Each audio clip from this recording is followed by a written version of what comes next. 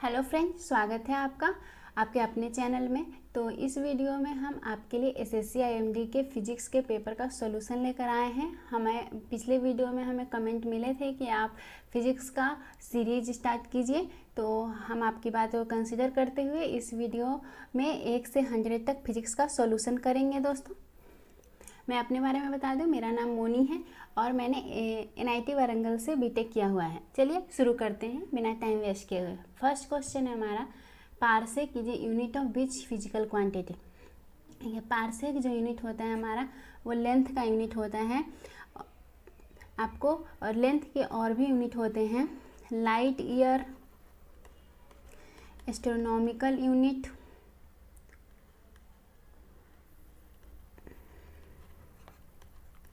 Next बार ऐसा भी आ सकता है कि एस्ट्रोनॉमिकल यूनिट किसका यूनिट है, तो लेंथ का ही यूनिट होता है। 1 पारसेक इक्वल टू, ये भी आपको वैल्यू याद रखनी है, हो सकता है आ जाए एग्जाम में question, 3.08 into 10⁻16 minute. Next question है हमारा,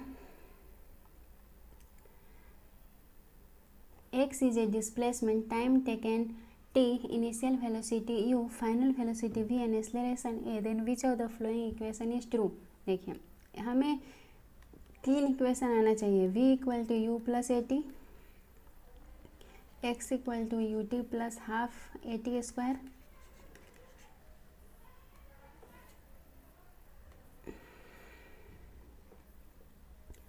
we square equal to u square plus 2x। ये 3 इक्वेशन से ही क्वेश्चंस आते हैं, तो इसमें हमें ये बीच वाले इक्वेशन से है u t plus half a t square, दोनों साइड हमें t से डिवाइड कर देना है,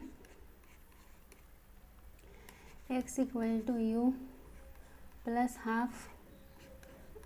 half a t, then x by t minus half a t equal to u, and correct answer is third.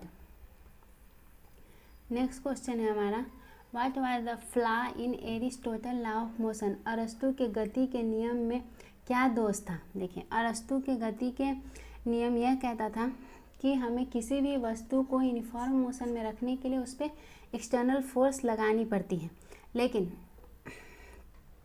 इसको गैलीलियो ने रॉन्ग प्रूफ कर दिया था, और उसने ऐसा कहा था कि जब सरफेस पे फ्रिक्शन होता है तो ही हमें एक्सटर्नल फोर्स की ज़रूरत होती है, और वस्तु को यूनिफॉर्म मोशन में रखा जा सकता है। लेकिन अगर सरफेस पे फ्रिक्शन नहीं है तो कोई भी एक्सटर्नल फोर्स की ज़रूरत नहीं है। तो मतलब अरस्तु ने फ्रिक्शन के बारे में सोचा ही नहीं था, तो he did not take into account friction, ये अरस्तु ने एज्यूम किया था।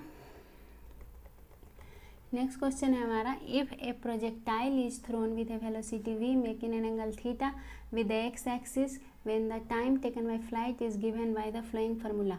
यदि कोई प्रक्षेप्य v वेग से क्षैतिज x अक्ष से थीटा कोण बनाते हुए प्रक्षेपित किया गया, तो प्रक्षेप्य को अधिकतम ऊंचाई प्राप्त करने में लगने वाले समय को निम्नलिखित सूत्र से ज्ञात किया जाता है। देखिए आपको प्रोजेक्टाइल मोशन में 3 फार्मूले याद करने हैं। एक टाइम ऑफ फ्लाइट का फार्मूला होता है 2vy/g, 2u sine theta divided by g. Maximum height का फार्मूला होता है u/y square divide by 2g। आपको ये तीनों फार्मूला तुम रट्टा मार लेने हैं दोस्तों, इससे क्वेश्चन आते ही आता है। Sine square theta divided by 2g। Range का फार्मूला होता है u square sine 2 theta divided by G. तो हमारा करेक्ट आंसर आ जाएगा सेकेंड। नेक्स्ट क्वेश्चन है, What is the moment of inertia of a hollow cylinder of mass m and radius r about the axis of cylinder। देखिए axis, moment of inertia में axis का बहुत ही role होता है। यह है what is the moment of inertia of hollow cylinder of mass m radius r about axis of cylinder. Axis से ही बोल रहा है ना, तो हॉलो सिलेंडर या फिर रिंग का होता है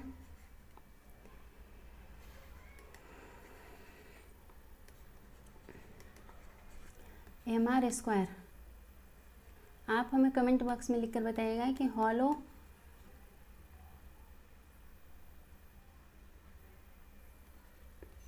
स्फेयर का मोमेंट ऑफ इनर्शिया उसके एक्सिस के अबाउट कितना होता है। नेक्स्ट है हमारा 706 विच of the following is a measure of inertia in linear motion. निम्नलिखित में से क्या सरल रेखीय गति में जड़त्व का माप है। जड़त्व क्या मेजर करता है? जड़त्व हमें मास को मेजर करता है। What is the unit of gravitational potential. देखिए ग्रेविटेशनल पोटेंशियल जब भी यूनिट ऑफ डायमेंशन का क्वेश्चन हो तो हमें क्या करना है, उसका फॉर्मूला लिख देना है। एक बार हिंदी में पढ़ लेते हैं। गुरुत्वीय विभव की क्या इकाई होती है? ग्रेविटेशनल पोटेंशियल होता है -gm/r। देखिए अब हम इसके यूनिट लेने हैं तो फोर्स इक्वल टू होता है gmm/r²। इसको लिख सकते हैं gravitational potential into m/r। Force की unit newton and the radius की unit metre per KG, newton metre per KG. Correct answer is second. Next question है हमारा what is the shear modulus equal to. देखिए अवरूपण गुणांक किसके बराबर होता है? शियर मॉडुलस इक्वल टू होता है shear stress by strain.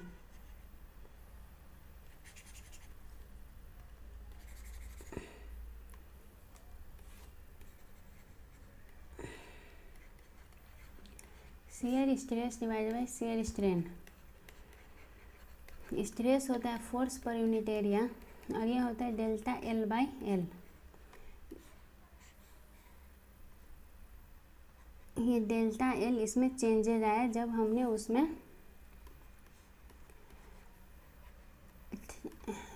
Force लगाया, स्ट्रेस लगाया। तो हम यहाँ से लिख सकते हैं tan theta equal to delta L/L। अगर थीटा स्मॉल होता है तो tan theta approx equal to theta delta L/L। Then हम यहाँ से लिख सकते हैं force per unit area into theta. Then correct answer is second.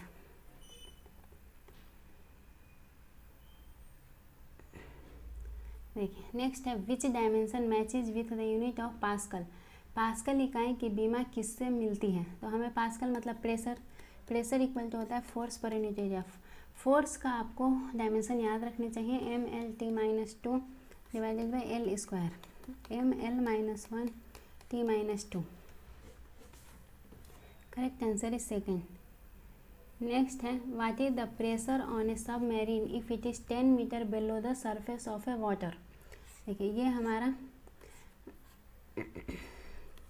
Submarine है जो कि 10 मीटर नीचे है। सरफेस ऑफ द वाटर पे प्रेशर होता है 1 एटमॉस्फेयर या यही इक्वल होता है 10⁵ पास्कल के। तो हमें ये जो बढ़ जाता है प्रेशर वो ρgh टाइम्स बढ़ जाता है, तो हमें ρgh की वैल्यू निकालनी है और उसमें 1 एटमॉस्फेयर ऐड करना है। ρgh 10⁻³ × 10⁵ पास्कल, तो ये हो जाएगा 1 एटमॉस्फेयर। तो यहाँ पे जो इफेक्टिव प्रेशर आ जाएगा 1 + 1 equal to 2 atmosphere. Which energy of the liquid is not taken in the Bernoulli theorem. देखिए बर्नौली थ्योरम क्या होता है? बर्नौली थ्योरम होता है P + ½ ρv² plus ρgh equal to constant. देखिए इसने काइनेटिक एनर्जी को कंसिडर किया है, पोटेंशियल एनर्जी को ये किया है, और mechanical energy kinetic plus potential होता है, तो इलास्टिक एनर्जी को इसने कंसिडर नहीं किया है।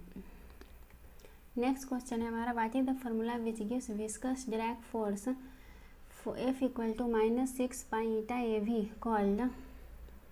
सूत्र F इक्वल टू 6 π/AV घर्षण का नियम है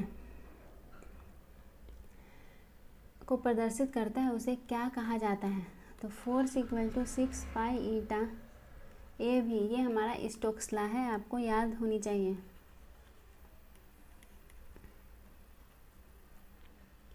स्टोक्स लॉ है, तो correct answer is Stokes law. Next question है if r is the radius of a particle in a circular motion and V represent a frequency। ये frequency है frequency what is the centripetal acceleration. यदि r त्रिज्या का कोई कणवृत्तीय मार्ग में गति कर रहा हो और v आवृत्ति को प्रदर्शित करता है तो इसका केंद्र सेंट्रीपिटल त्वरण किसके बराबर होगा। देखें, आपको सेंट्रीपिटल फोर्स का फॉर्मूला पता होगा। सेंट्रीपिटल फोर्स mv²/r और force equal to m into a equal to mv²/r। तो हमारा एक्सेलरेशन हो गया v²/r। जब ये पूरा एक राउंड चक्कर लगाएगा तो डिस्टेंस कितनी ट्रैवल करेगा 2πr, करेक्ट। और कितने टाइम, और टाइम कितना लेगा, एक टाइम पीरियड के बराबर। और 1/t क्या होता है, फ्रीक्वेंसी। तो यहाँ से acceleration equal to velocity equal to क्या होता है, डिस्टेंस डिवाइडेड बाई टाइम। तो 2πr का whole square distance divided by time का whole square into R. 4π² r², ये दोनों आर इसी भी है, r² divided by r², 1/t² equal to v², 1/t equal to frequency.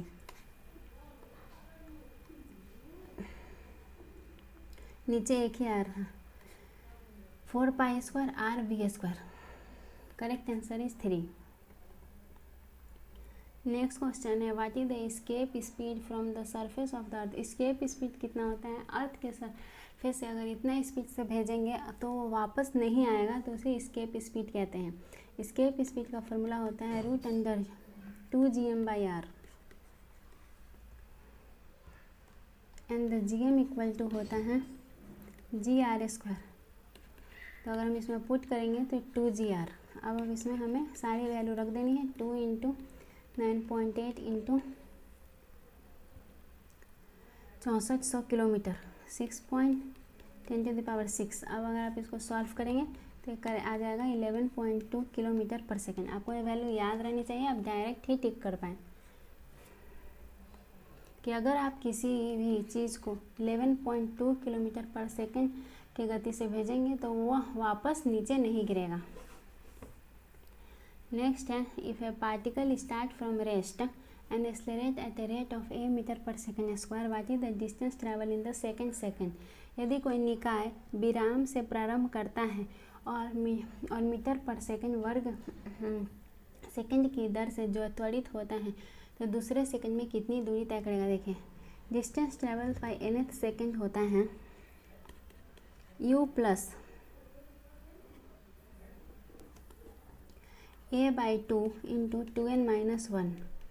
u है हमारा इनिशियल वेलोसिटी, a एक्सेलरेशन और n है कि जिस सेकंड में, मतलब यहाँ सेकंड है तो यहाँ पे रेस से स्टार्ट किया था तो 0 a/2 2 into 2-1 3a/2। If a cannon ball is fire at an angle, देखें at an angle 30 degree with the horizontal with 20 metre per second. देखिए, अभी मैंने ऊपर ही आपको इसका फार्मूला बताया था, maximum height equal to u² sin² theta divided by 2g। यहाँ से हमें 400 sin² 30 2 इंटू 10। आप इसको सॉल्व कर देंगे, आंसर आ जाएगा 5। सॉल्व कर देती हूँ मैं, इंटू 1/4 2 इंटू 10 5। नेक्स्ट क्वेश्चन है हमारा, substances which can be stretched to cause large strain is called elastomer. देखिए, इलास्टोमर्स वैसे पार्टिकल होते हैं जो कि 100%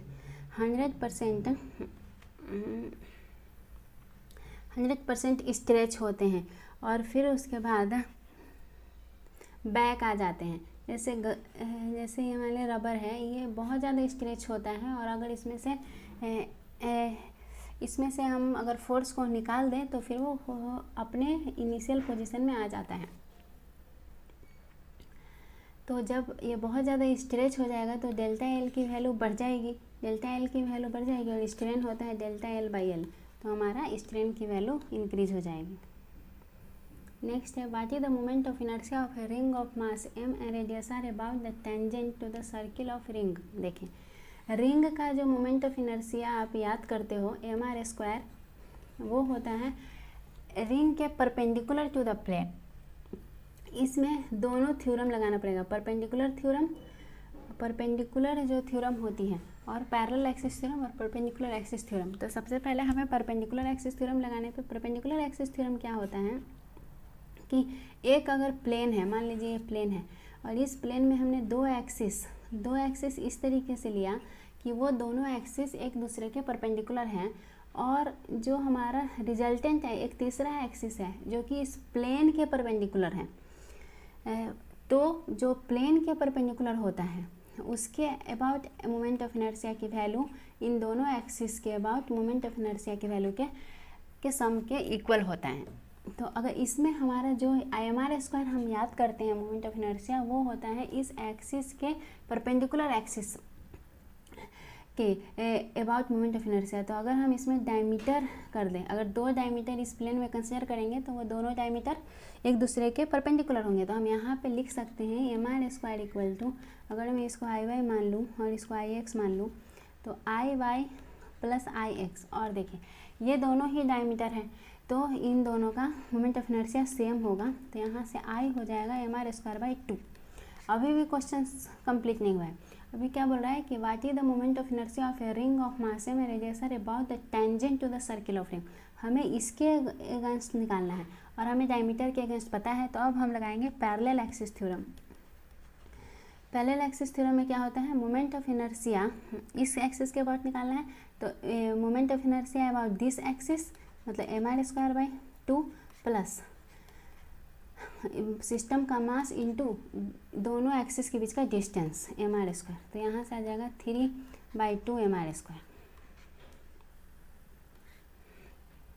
ये थोड़ा कॉम्प्लेक्स था। पहले हमें इसमें परपेंडिकुलर एक्सिस थ्योरम लगानी है, फिर पैरेलल एक्सिस थ्योरम लगानी है।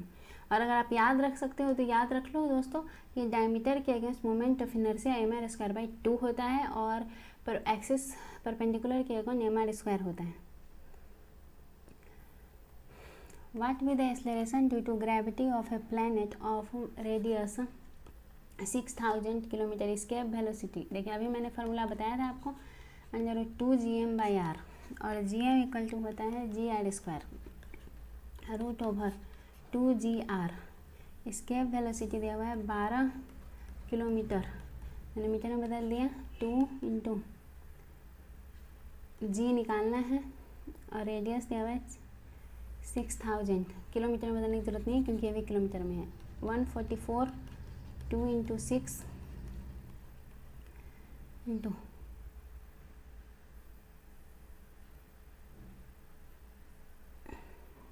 6000 kilometre.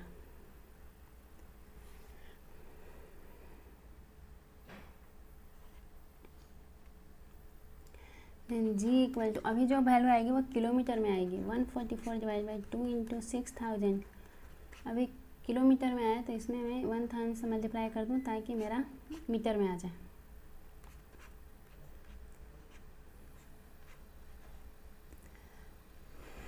(12 metre per second square). Next question है हमारा, if water is flowing through a pipe of diameter 1 centimeter at 100 meter per second, then find its viscosity if the Reynolds number of the flow is 1000। यदि 1 centimetre व्यास वाले किसी pipe में पानी 100 metre पर second के वेग से बह रहा है तो इसकी सयानता ज्ञात कीजिए यदि प्रवाह की रेनॉल्ड्स नंबर इतना है। रेनॉल्ड्स नंबर होता है dV/μ। डायमीटर दिया हुआ 1 सेंटीमीटर मतलब 1/100। वेलोसिटी दिया हुआ है 100 मीटर पर सेकंड, डेंसिटी इज 1000। हमें विस्कोसिटी निकालनी है। 1 मिनट, गलत कर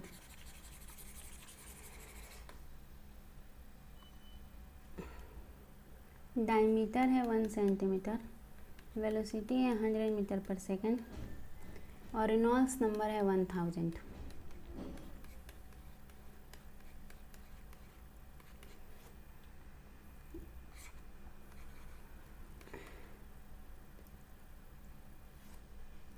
और पानी है तो पानी का तो आपको याद होना चाहिए डेंसिटी 1000 होती है तो μ = 1। नेक्स्ट क्वेश्चन है व्हाट इज द ऐसा यूनिट ऑफ टेम्परेचर। देखिए कितना इजी क्वेश्चन आया है। ऐसा unit of temperature is kelvin. Which variable is held constant for Charles law. देखिए चार्ल्स लॉ क्या होता है, चार्ल्स लॉ में हम प्रेशर को कांस्टेंट रखते हैं। P V equal to n R T, pressure को कांस्टेंट रखेंगे तो पी इज प्रेशर को कांस्टेंट रखेंगे V is proportional to T, and Charles law equal to V one by T one equal to V two by T two, and correct answer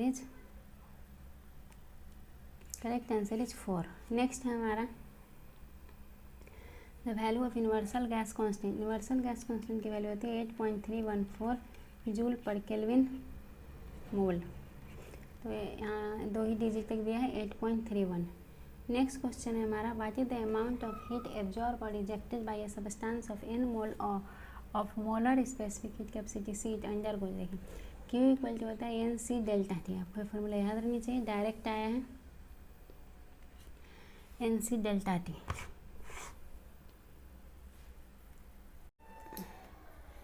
next question है 25 the equation delta Q equal to delta U plus delta W is known as.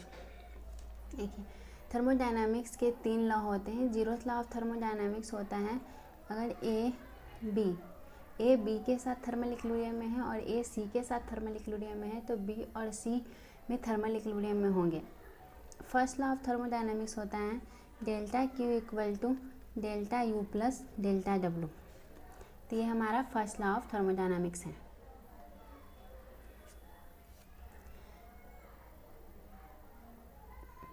Next question है हमारा in an isochoric process is constant सम आयतनिक प्रक्रम में स्थिर रहता है। देखिए आयतन मतलब क्या, वॉल्यूम होता है तो volume is constant.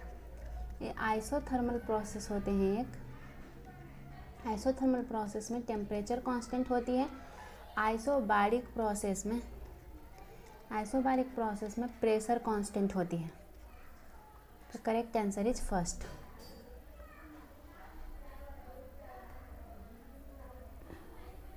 Next question है हमारा for a refrigerator what is the heat release to the hot reservoir equal to alpha is the coefficient of performance of a refrigerator, Q2 is the heat extracted from the cold reservoir. किसी प्रशीतक के लिए गर्म उष्माशय को मुक्त उष्मा किसके बराबर होती है। अल्फा प्रशीतक का निष्पादन गुणांक, Q2 ठंडे उष्माशय से अवशोषित उष्मा है। देखिए ये रेफ्रिजरेटर है हमारा, इसका काम क्या होता है, ये हमारा कोल्ड रिजर्वायर है या हॉट रिजर्वायर है। तो कोल्ड रिजर्वायर से हीट लेता है,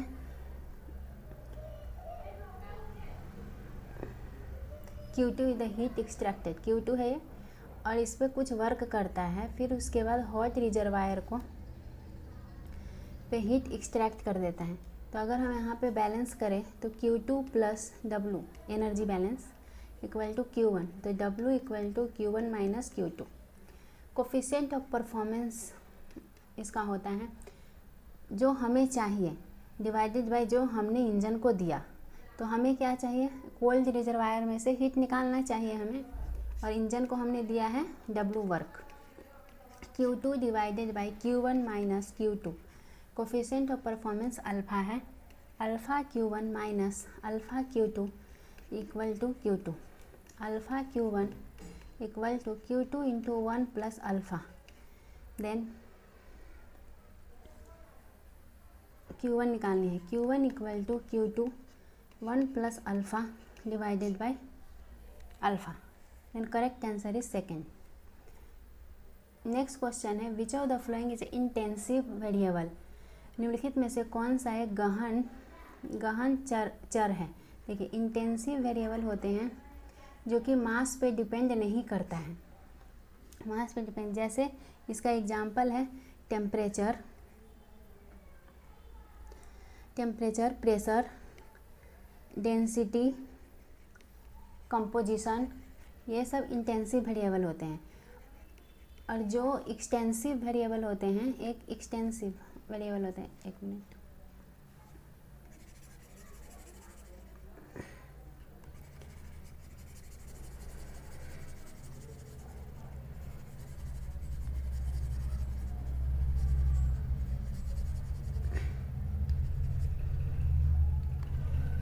एक्सटेंसिव वेरिएबल होता है जो कि मास पे डिपेंड करता है।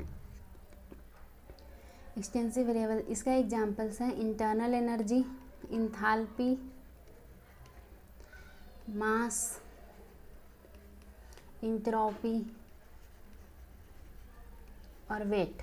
तो इसका करेक्ट आंसर है, आपको ये एग्जांपल्स ध्यान रखने हैं क्योंकि नेक्स्ट टाइम पूछ सकता है कि इसमें से कौन सा एक्सटेंसिव वेरिएबल है, तो हम इसमें से लगा सकते हैं। तो correct answer is temperature.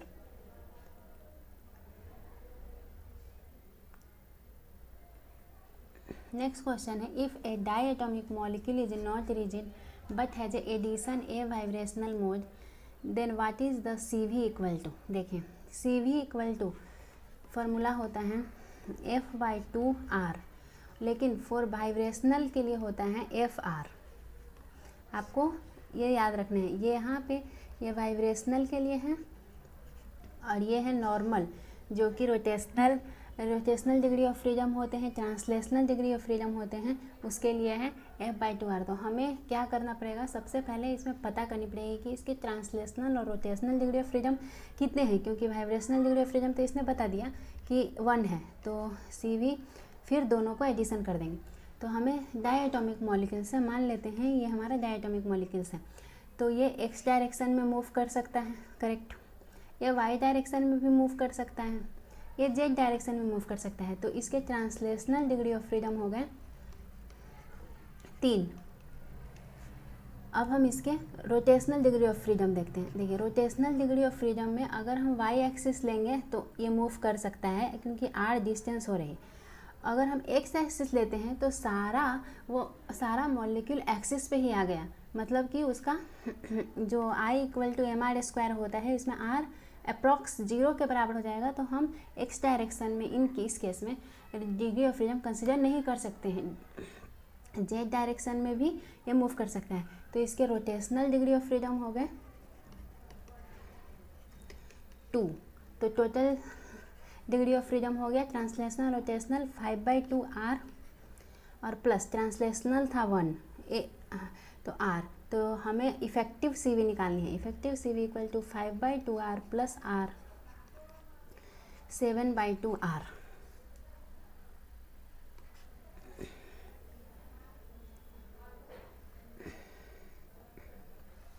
Next question है, the mass of any gas is equal to its molecular weight in gram of standard temperature and pressure.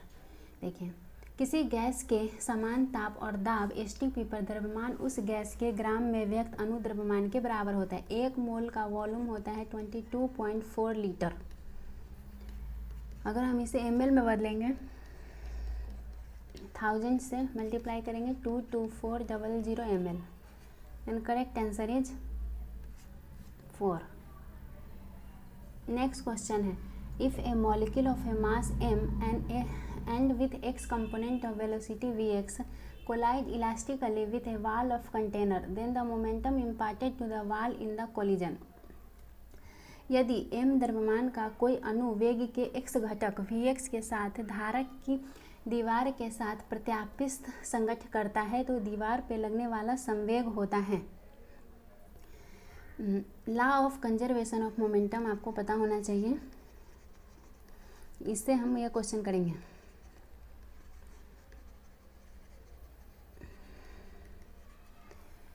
Isolated system में अगर 2 बॉडीज होता है तो टोटल मोमेंटम कंजर्व होता है अगर उस पर कोई एक्सटर्नल फोर्स नहीं लगा रहे हैं। तो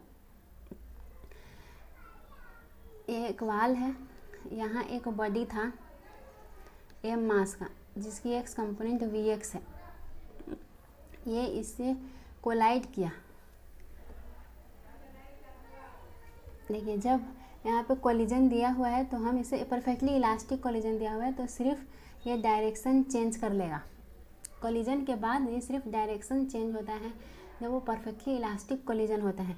तो अगर हम इसका चेंज इन मोमेंटम निकालें मॉलिक्यूल्स का, तो मॉलिक्यूल का अगर हमें चेंज इन मोमेंटम निकालना है, मॉलिक्यूल का निकाल रहे हैं चेंज इन मोमेंटम, तो final momentum minus initial momentum, इस डायरेक्शन में x पॉजिटिव, इस डायरेक्शन में x निगेटिव, तो फाइनल हो जाएगा m और माइनस Vx। क्योंकि इलास्टिक कोलिजन में सिर्फ वेलोसिटी का डायरेक्शन चेंज हो जाता है, minus initial m into v x. तो हमारा आ गया टोटल -2mvx। लेकिन इसका आंसर -2mvx नहीं है। क्यों? क्योंकि ये पूछ रहा है the momentum imparted to the wall in the collision. Wall को कितना मोमेंटम मिला? तो लॉ ऑफ कंजर्वेशन के अकॉर्डिंग जितना मोमेंटम, टोटल मोमेंटम कंजर्व रहेगा, मतलब टोटल मोमेंटम जीरो होगा, तो जितना चेंज इन मोमेंटम पार्टिकल का हुआ प्लस जितना चेंज इन मोमेंटम वाल का हुआ वो जीरो होना चाहिए। तो वाल का चेंज इन मोमेंटम हो जाएगा 2mvx। यहाँ पे सिली मिस्टेक के बहुत ज़्यादा चांसेस है, तो करेक्ट आंसर इज थर्ड। अगर वो पूछता कि पार्टिकल का चेंज इन मोमेंटम बताइए तो माइनस होता। नेक्स्ट क्वेश्चन है, if the gas particle of diameter d, average velocity v, number of particle per unit volume n, then what is the term pi d square v t represent. यदि gas के कणों का व्यास d है, औसत वेग v है, n प्रति इकाई आयतन में कणों की संख्या है, तो पाई डी स्क्वायर वी टी किसको रिप्रेजेंट करता है? देखिए ये ऐसा लग रहा है कि काइनेटिक थ्योरी ऑफ गैसेस का क्वेश्चन है, लेकिन हम इसे डायमेंशन से भी कर सकते हैं। पाई डी स्क्वायर वी टी है। पाई डी स्क्वायर क्या होता है? एरिया होता है, तो इसका यूनिट मीटर स्क्वायर होगा, करेक्ट। और v वेलोसिटी है, इसका यूनिट मीटर पर सेकंड होगा इंटू सेकंड। तो मतलब ये क्या आ गया? वॉल्यूम आ गया ना। तो volume of a particle swept in time t। Next question है, if a metre long brass scale expand by 0.45 mm, then by how much must be the temperature have increased? Coefficient of linear expansion for the brass is 1.8 into 10⁻⁻5 पर kelvin. यदि 1 metre लंबी पीतल की scale की लंबाई में 0.45 millimetre का विस्तार होता है तो तापमान डिग्री सेल्सियस में कितना बढ़ाया गया? पीतल का रैखिक प्रसांक गुणांक 1.8 इंटू 10⁻⁻5 पर केल्विन है। देखिए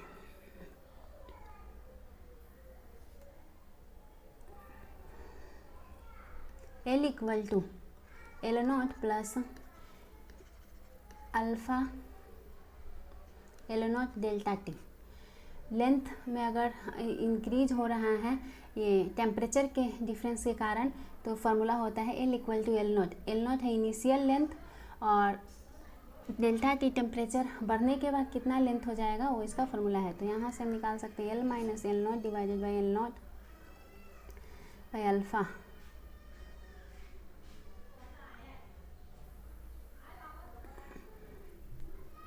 alpha equal to delta t, और हमें निकालना है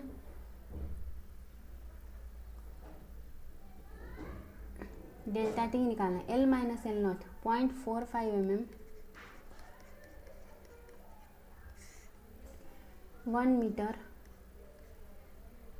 1.8 इंटू 10⁻⁻5 10⁻⁻2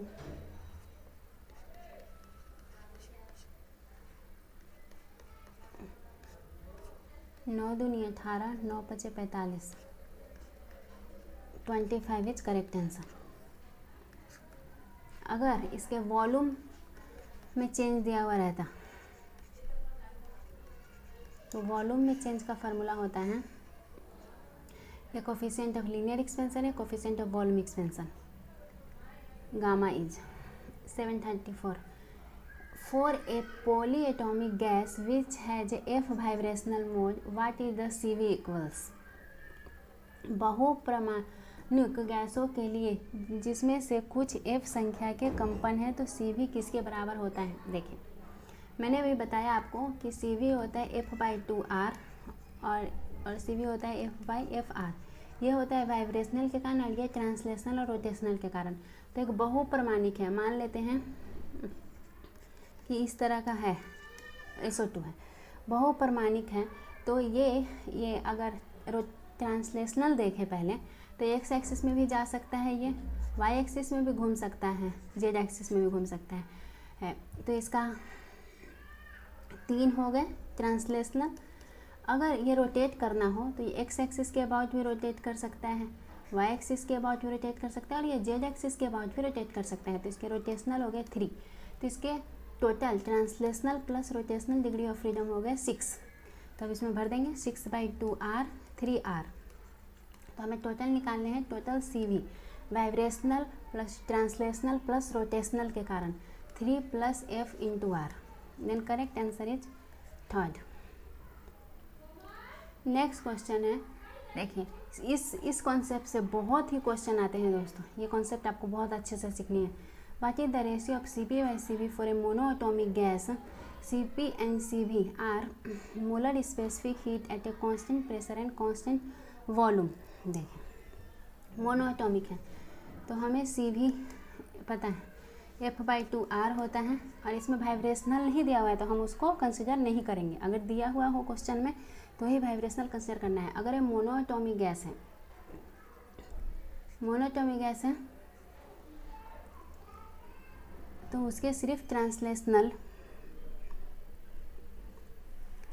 डिग्री ऑफ फ्रीडम होंगे 3/2r, क्योंकि वो रोटेट तो कर नहीं सकता ना। अगर वो ऐसे ही है, अगर एक्स एक्सिस के अबाउट भी मैंने एक्सिस लिया तो सारा मास वो एक्स एक्सिस पे आ जाएगा, तो आर की वैल्यू 0 हो जाएगी। अगर वाई एक्सिस के अबाउट में हमने लिया तो सारा मास वाई एक्सिस पे आ जाएगा।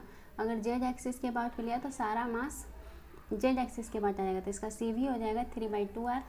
Cp - Cv इक्वल टू होता है R, then Cp equal to R + Cv। 3/2r + R equal to 5/2r। हमें गामा निकालना है, gamma equal to Cp/Cv। 5/2r divided by 3/2r equal to 5/3। Correct answer is 4। आपको एक बार मैं और एक्सप्लेन कर देती हूँ कि यहाँ F की वैल्यू 3 कैसे आई। क्योंकि देखो मोनोएटॉमिक है, A है कोई पार्टिकल, है ना, तो ये एक्स एक्सिस में जा सकता है, वाई एक्सिस में जा सकता है, जेड एक्सिस में जा सकता है। तो इसके ट्रांसलेशनल 3 डिग्री ऑफ फ्रीडम तो होंगे, लेकिन अगर रोटेट करने की बारी आएगी तो जब हम एक्स एक्सिस के अबाउट रोटेट करेंगे तो आर की वैल्यू 0 हो जाएगी, क्योंकि सारा मास एक्स एक्सिस पे आ जाएगा। और सिमिलर वाई एक्सिस और जेड एक्सिस के लिए है। नेक्स्ट है what is 0 degree Celsius equal to. देखिए 0 डिग्री सेल्सियस बराबर होता है हमारा 32 डिग्री फ़ारेनहाइट के। तो करेक्ट आंसर है 32 डिग्री फ़ारेनहाइट।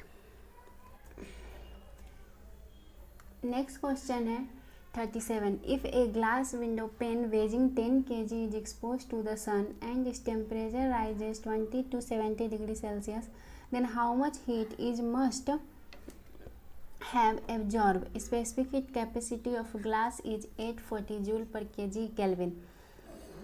यदि कांच की एक खिड़की का फलक जिसका वजन 10 किग्रा है को धूप में रखा गया और इसका तापमान 20 डिग्री सेल्सियस से बढ़कर 70 डिग्री सेल्सियस हो गया तो कितनी ऊष्मा किलो जूल में अवशोषित होगी। देखिए अगर आप इसका कॉन्सेप्ट भी नहीं आता है ना तो सिर्फ यूनिट और डायमेंशन से कर सकते हैं। देखिए 10 kg है, इसको हम 840 जूल पर kg केल्विन से मल्टीप्लाई करेंगे। kg कट गया, अब हमें टेम्परेचर से मल्टीप्लाई करना पड़ेगा, टेम्परेचर डिफरेंस से 70 × 20 50 केल्विन। तो देखिए डायमेंशन आ गया हमारा जूल। इसका फॉर्मूला होता है mCp∆T। ये फार्मूला हमने यूज किया है, आप इसको डायमेंशन से भी कर सकते हैं। 84 × 5 000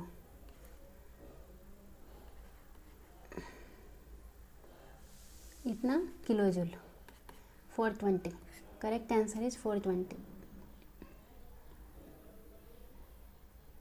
नेक्स्ट क्वेश्चन है if the ratio of root mean square velocity of all the molecules of 2 gases A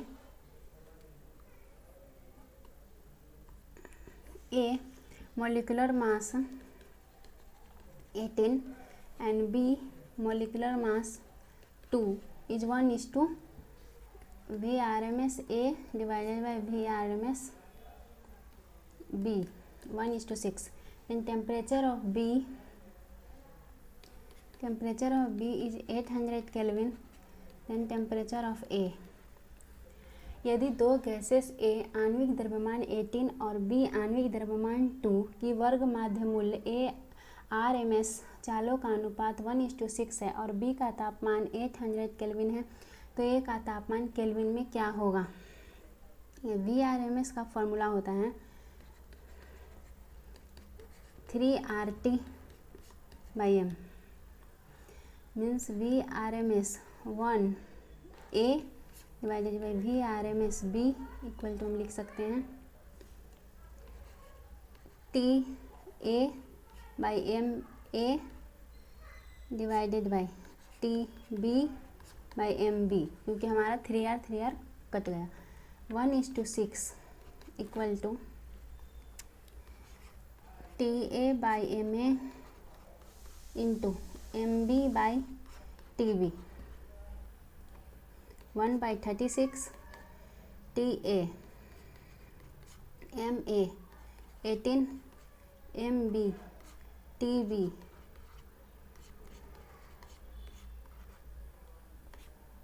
200 kelvin. Correct answer is second.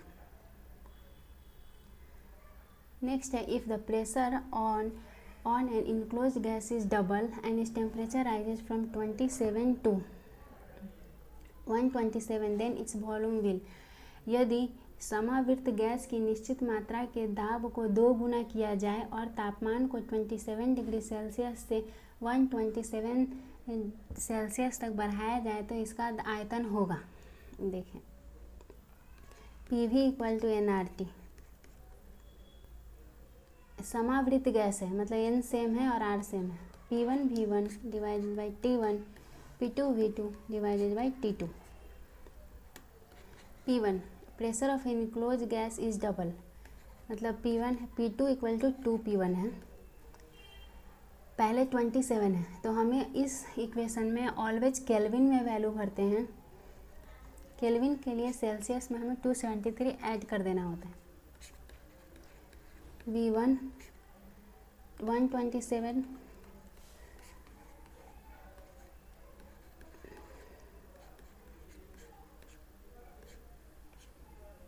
V2 V1/V2 equal to 3/2 हमें V2 equal to 2/3 V1। Then इसका आयतन decrease हो गया by 2/3। V2 equal to 2/3 V1। 1 minute. V2 equal to 1/3 हमें पूछ रहा है कि इसका आयतन हो जाएगा, इंक्रीज डिक्रीज निकालना है हमें। तो इस तरीके से पहले V1 था, अब 2/3 V1 हो गया। 1/3 V1 डिवाइड बाई V1 1/3 से डिक्रीज हो गया, डिक्रीज बाय 1/3। अगर पूछता है कि आयतन कितना हो जाएगा, यहाँ पूछ रहा है कि कितना से डिक्रीज या इंक्रीज हुआ है, इसलिए हमें फाइनल माइनस इनिशियल करेंगे।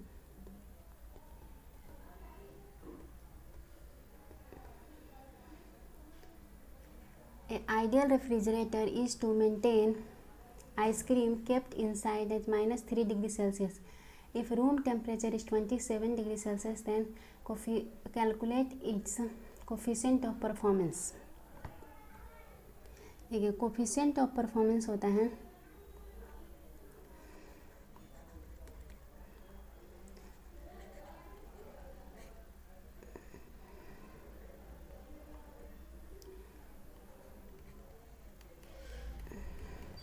यहाँ पे T1 क्या है? T1 है कोल्ड रिजर्वायर्स का टेम्परेचर, एयर कोल्ड रिजर्वायर का टेम्परेचर है, और T2 है मेरा हॉट रिजर्वायर का टेम्परेचर। तो T1 कितना है? -3 plus 273 means 270 divided by T2 27 मतलब 300 degree Celsius minus 270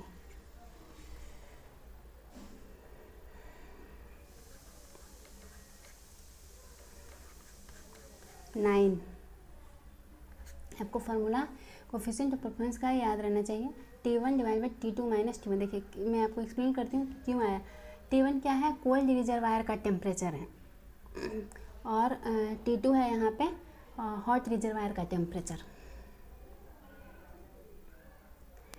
if an argument omega t of the periodic function f of t equal to a cos omega t plus phi is increased by an integral multiple, the value of function remains the same.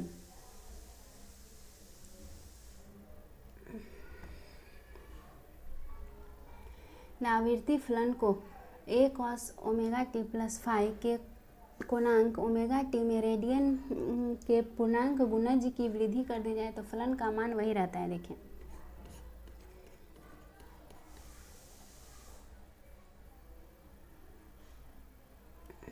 इसमें all positive होता है, इसमें sign और cos positive होता है, और इसमें tan और कॉट पॉजिटिव होता है, इसमें कॉस और सेकेक पॉजिटिव होता है। तो अगर हम इसे एफ ऑफ टी को A cos omega T plus five plus 2 pi लिखेंगे, अगर एक राउंड ये आ गया तो फिर ये पॉजिटिव आ जाएगा और सेम ही रहेगा। तो जब 2 पाई से ऐड करते हैं ना, इस तरीके से आप देख सकते हो कि कॉस होता है वो 2 पाई का पीरियोडिक होता है, तो 2 पाई के बाद वो अपनी वैल्यू रिपीट करता है। तो correct answer is 4। Next, what is the time period of f of t equal to cos 2 omega t pi by 4। जो भी टी का कोफिशिएंट होता है वो हमारा ओमेगा आता है। तो ओमेगा डैश यहाँ 2 ओमेगा दिया हुआ है, 2 pi by time period 2 omega, then time period equal to pi by omega. Correct answer is pi by omega. Next question है हमारा, नेक्स्ट क्वेश्चन है the acceleration of a particle is performing simple harmonic motion whose displacement is this.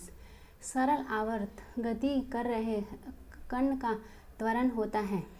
Acceleration निकालना है, F of T दिया हुआ है A cos omega T plus five, और acceleration निकालना है। एक्सेलरेशन होता है d2x बाई dt स्क्वायर। अगर हम डिस्प्लेसमेंट को 2 बार डिफ्रेंशिएट कर दें तो वो हमारा एक्सेलरेशन आ जाता है। तो एक बार डिफ्रेंशिएट करेंगे ए कॉस का sign omega T plus five, और निगेटिव साइन के साथ ओमेगा कोफिशिएंट है तो ओमेगा बाहर आ जाएगा। फिर एक बार और डिफ्रेंशिएट करेंगे, साइन का cos omega T plus five, और ओमेगा कोफिशिएंट है तो omega minus A omega square cos.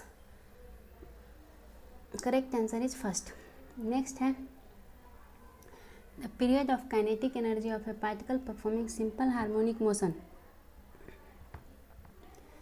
Is T is the period of displacement of the simple harmonic motion. सरल आवर्त गति कर रहे कण की गतिज ऊर्जा का आवर्त काल होता है। टी सरल आवर्त गति के विस्थापन का आवर्त काल है। देखिए काइनेटिक एनर्जी होता है half m v square, v equal to r omega. तो हम यहाँ से लिख सकते हैं half M omega square r. R क्या है, डिस्प्लेसमेंट, तो एक्स स्क्वायर। अब हम इसमें half M omega square x square, हम सिंपल हार्मोनिक मोशन है तो ए साइन ओमेगा टी मान सकते हैं एक्स की वैल्यू। तो A square sine square omega T. अब फॉर्मूला होता है हमारा 1 minus cos 2 theta equal to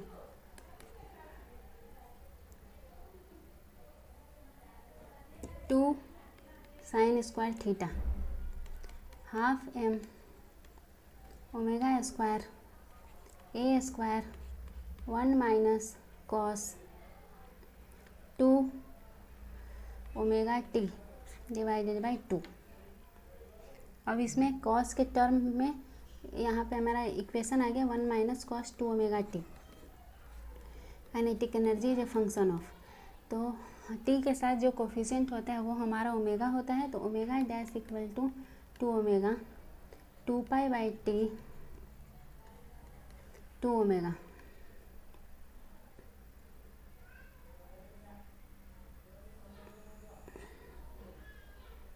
तो यहाँ से टाइम पीरियड आ गया पाई बाई ओमेगा और इसका है टाइम पीरियड है 2 pi by omega.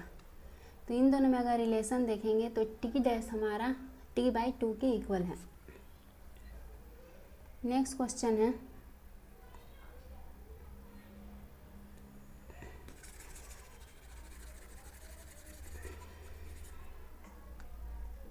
the mechanical energy E of a damped oscillator is equal to K is a spring constant and B is the damping constant and M is the mass of the particle। अवमंदित दोलक की यांत्रिक ऊर्जा E है के बराबर होती है। देखिए डैम्प्ड ऑसिलेशन क्या होता है, आपने गिटार बजते हुए सुना होगा, कुछ देर के बाद गिटार की आवाज़ ख़त्म हो जाती है, मतलब कि धीरे धीरे उसका एम्पलीट्यूड डिक्रीज होने लगता है। इस टाइप के सिस्टम को कहते हैं डैम्प्ड ऑसिलेशन। जैसे इसका अगर हम ये देखें तो पहले उसका एम्पलीट्यूड बड़ा होता है, फिर एम्पलीट्यूड छोटा होने लगता है टाइम के साथ। तो इस तरह के ऑसिलेशन को कहते हैं डैम्प्ड ऑसिलेशन। ये जो है एम्पलीट्यूड है। तो इसका इक्वेशंस, डैम्प्ड ऑसिलेशन का इक्वेशन जैसे हमें एसएचएम के डिस्प्लेसमेंट का इक्वेशन याद करना है, y equal to a sine omega T plus five. इस तरीके से डैम्प्ड ऑसिलेशन में हमारा इक्वेशन होता है y equal to a e के power minus B T by 2m cos omega T plus five, जहाँ पे ए है मैक्सिमम एम्पलीट्यूड, एम है mass of the body, b है डैम्पिंग कांस्टेंट, ए है एम्पलीट्यूड और ओमेगा है angular frequency of a damped oscillator. तो हमें इसमें क्या चाहिए, मैकेनिकल एनर्जी चाहिए। देखिए ये जब हमारा डैम्प्ड ऑसिलेशन स्टार्ट होता है तो कुछ टाइम के बाद वो रेस्ट में आ जाता है, तो उसका जो पोटेंशियल एनर्जी है वही कंसिडर करेंगे। तो पोटेंशियल एनर्जी का फॉर्मूला होता है, पोटेंशियल एनर्जी यहाँ पे मैकेनिकल एनर्जी के इक्वल होगा, क्योंकि बाद में तो वो जीरो पे आ गया ना, हाफ के एक्स स्क्वायर। हाफ के स्प्रिंग की जो पोटेंशियल एनर्जी होती है वो हाफ के एक्स स्क्वायर होती है। एक्स है डिस्प्लेसमेंट है, मैंने यहाँ वाई लिखा है तो यहाँ पे अभी वाई लिख देती हूँ। Half K A square E to the power minus B T into 2 divided by 2m cos square omega T plus 5।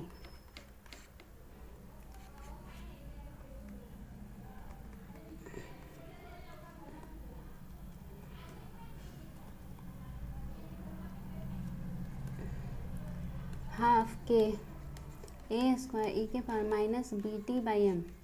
देखिए ऑप्शन से आप देख सकते हैं कि इसमें इक्वेटर में कॉस का नहीं है, मतलब कि हमें उसका मैक्सिमम वैल्यू निकालना है। ये आपको सेल्फ अंडरस्टूड होना चाहिए, क्योंकि इसमें कॉस की वैल्यू नहीं है, तो हमें इसका मैक्सिमम वैल्यू निकालना है। कॉस स्क्वायर ओमेगा टी को आप लिख सकते हो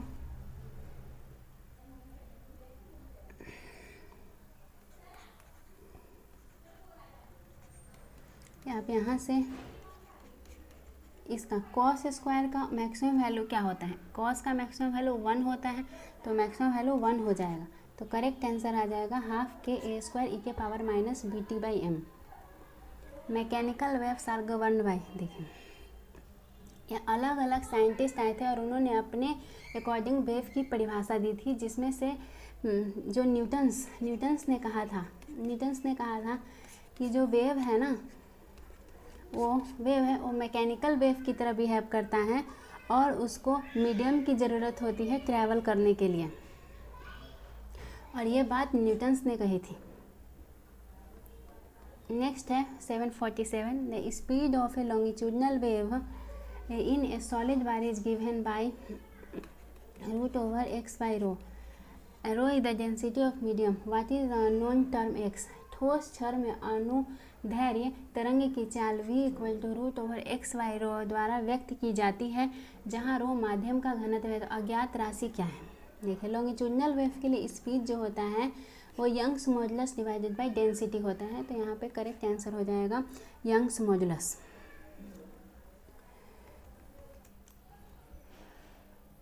नेक्स्ट क्वेश्चन है हमारा 48। On reflection from A open boundary A travelling wave in a string undergo A phase change of. किसी डोरी में खुली पड़ी सीमा में तरंग के परावर्तन में कला में रेडियन का परिवर्तन होता है। दो तरह की बाउंड्री होती है, एक ओपन बाउंड्री और एक क्लोज बाउंड्री। जब ओपन बाउंड्री से रिफ्लेक्शन होता है तो फेज चेंज होता है 0 रेडियन से, और जब क्लोज बाउंड्री से रिफ्लेक्शन होता है तो फेज चेंज होता है पाई रेडियन से। तो हमारा करेक्ट आंसर हो जाएगा 0 रेडियन। नेक्स्ट क्वेश्चन है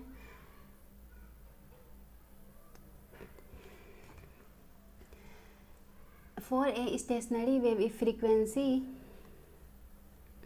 frequency is equal to then it called fundamental mode. V is the speed of traveling wave on string of the length L.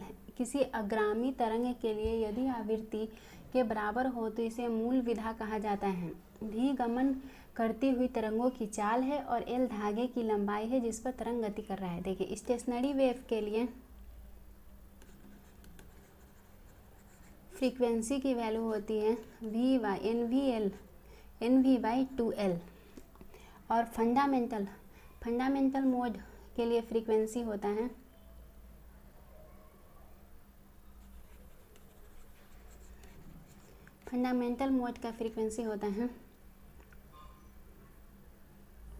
V/2L।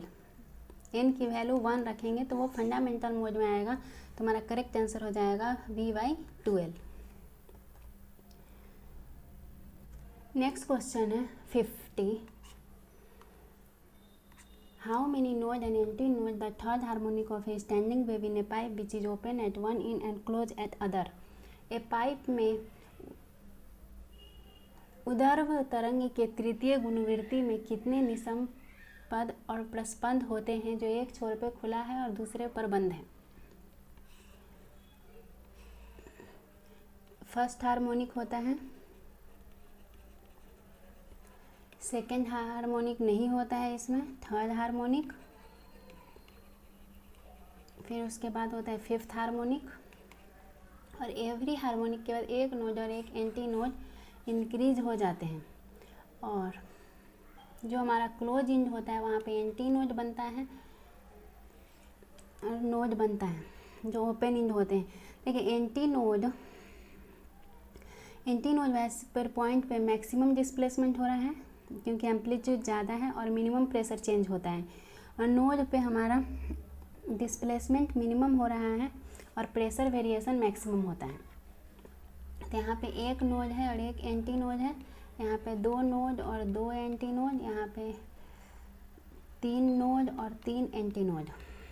Correct answer is 2 node and 2 antinode, क्योंकि ये हमारा third harmonic था।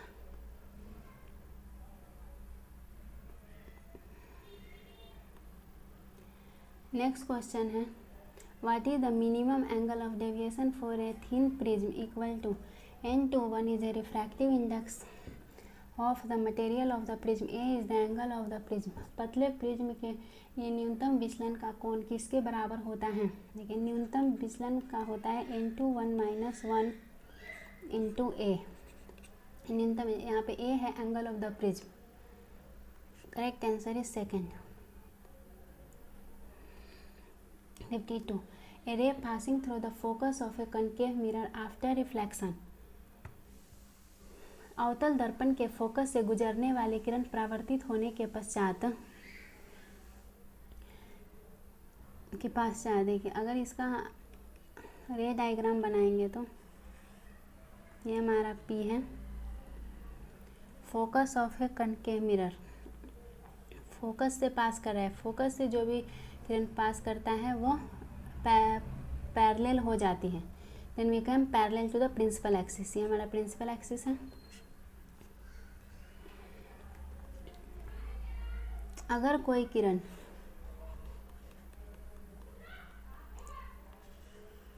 Parallel आ रही है principal axis के तो वो focus से पास करेगी।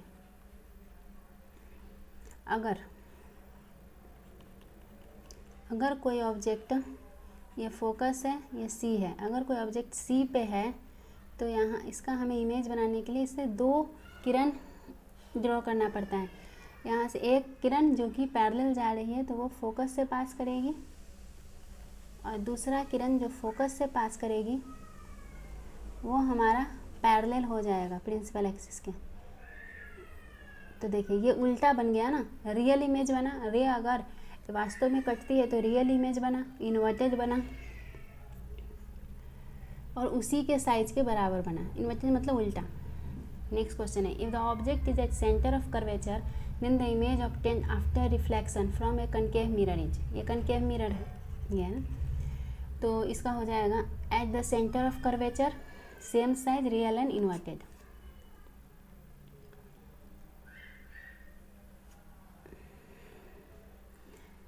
नेक्स्ट क्वेश्चन है, red light emerges at an angle of related to the incoming sunlight in case of primary rainbow. देखिए प्राइमरी रेनबो पे रेड लाइट 42 डिग्री पर इमर्ज करता है। देखिए आपको और भी क्वेश्चन पूछ सकता है। अभी ये रेड लाइट का पूछा है, वायलेट लाइट, रेड लाइट,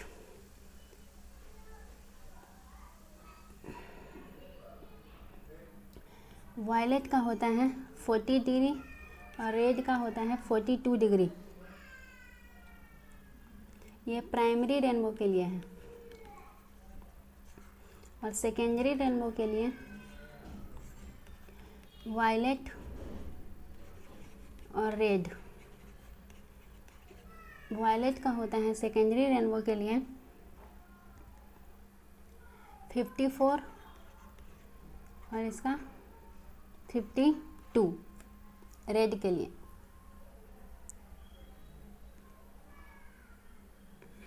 तो ये आपको याद रखनी है, क्योंकि देखिए अभी पूछा है रेड लाइट इमर्जेज सनलाइट, और प्राइमरी रेनबो के लिए पूछा है तो 42 हो जाएगा। वायलेट का 40 होता, सेकेंडरी के लिए वायलेट का 54 और इसका 52।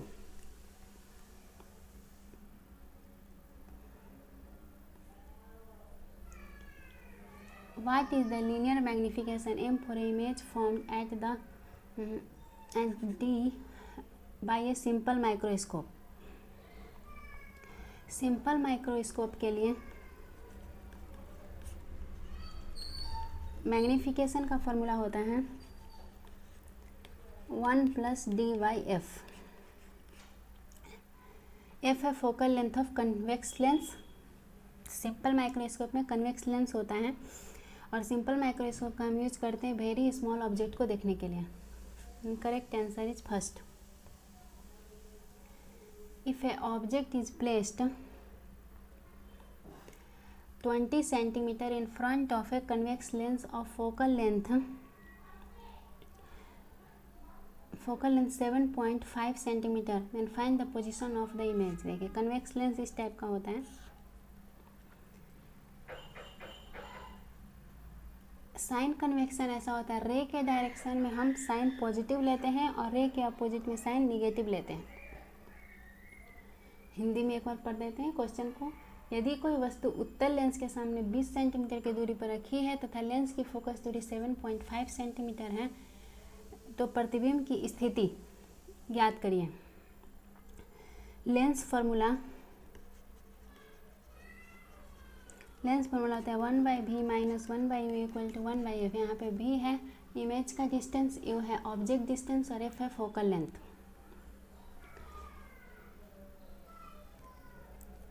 यहाँ पे है object is place 20 centimetre in front of A focal length. Object को इधर ही रखा गया है, तो u हमारा -20 है,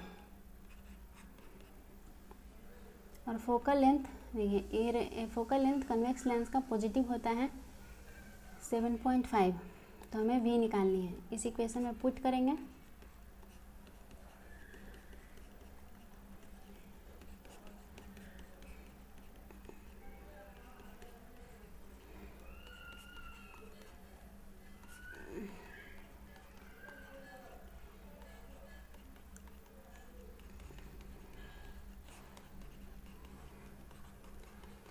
twelve centimetre and correct answer is third.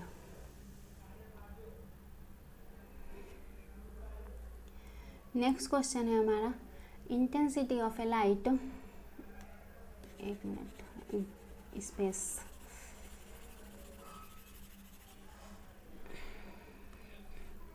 intensity of a light at a point on a screen due to two coherent sources is generating an intensity I naught at the point and reaching the point at a phase difference of phi is equal to। यदि दो class बंद स्रोतों द्वारा किसी बिंदु पर प्रकाश की औसत तीव्रता द्वारा की जाती है जहां प्रत्येक स्रोत द्वारा उत्पन्न तीव्रता I नॉट है तो दोनों के बीच का कलांतर याद कीजिए। देखिए सुपरपोजिशन थ्योरम से I इक्वल टू होता है I1 plus I2 plus 2 I1 I2 cos phi, दोनों की इंटेंसिटी I नॉट है प्लस 2 root over I naught into I naught cos phi, phi है दोनों के बीच का phase difference, 2 I naught plus 2 I naught cos phi, 2 I naught 1 plus cos phi equal to 2 cos square 5/2, 4 I naught cos square 5/2। आप इस equation को याद रख सकते हैं ताकि आप एग्जाम में टाइम बचा सकें।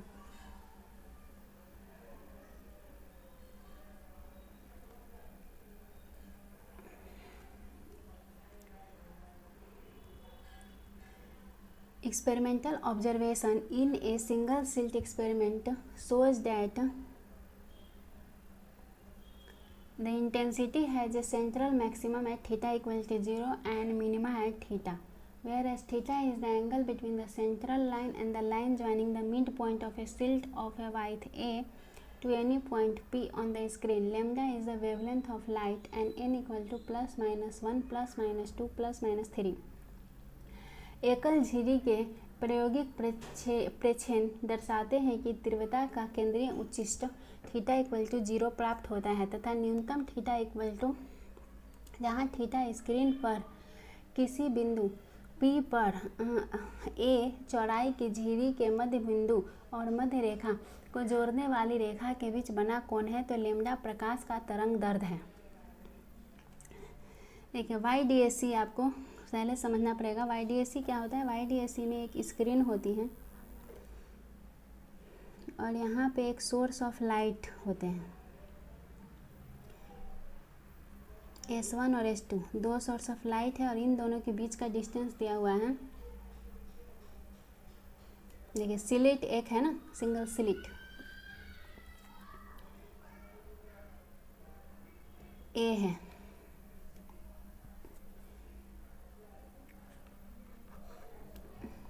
तो हमें स्क्रीन पे मैक्सिमा मिनिमा ऑब्जर्व होते हैं,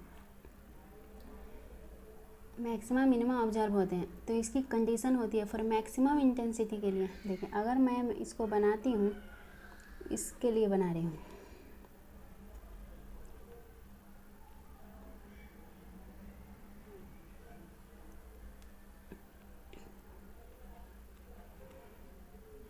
फॉर मैक्सिमम इंटेंसिटी के लिए theta equal to n plus 1/2 lambda A.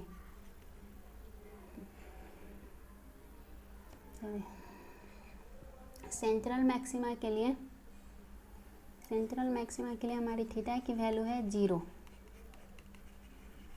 Central maxima यहाँ बना है और मिनिमम इंटेंसिटी के लिए theta equal to n lambda by A होता है। यहाँ पे n है plus minus 1 plus minus 2। YDAC के लिए थीटा इक्वल टू 0 पे सेंट्रल मैक्सिमा बनता है और मैक्सिमम इंटेंसिटी के कंडीशन में थीटा की वैल्यू होती है n plus 1/2 into lambda into A. Lambda है वेवलेंथ और मिनिमम इंटेंसिटी के लिए n लैम्डा बाई ए। हाँ क्वेश्चन पूछा था सिंगल स्लिट इंटेंसिटी है central maxima theta equal to 0 minima theta, minima के लिए पूछा है तो n लैम्डा बाई ए।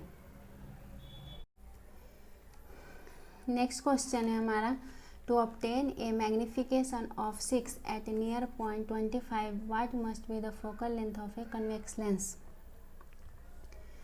निकट बिंदु 25 सेंटीमीटर पर 6 आवर्धन प्राप्त करने के लिए उत्तल लेंस की फोकल दूरी क्या होनी चाहिए। मैग्निफिकेशन का फॉर्मूला होता है 1 + d/f। 1 + 25 divided by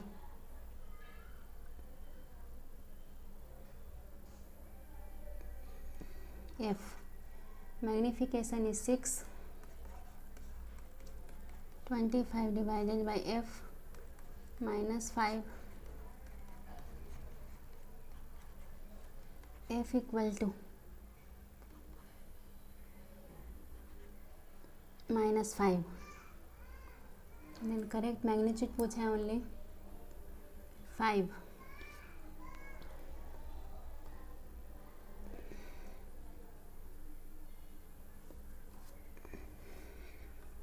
next question है 60.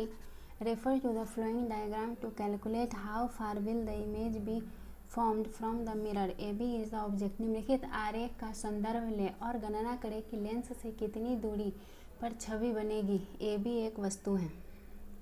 ठीक है. रे इस टाइप से आएगा तो रे के डायरेक्शन में पॉजिटिव लेंगे और रे के अपोजिट डायरेक्शन में निगेटिव लेंगे.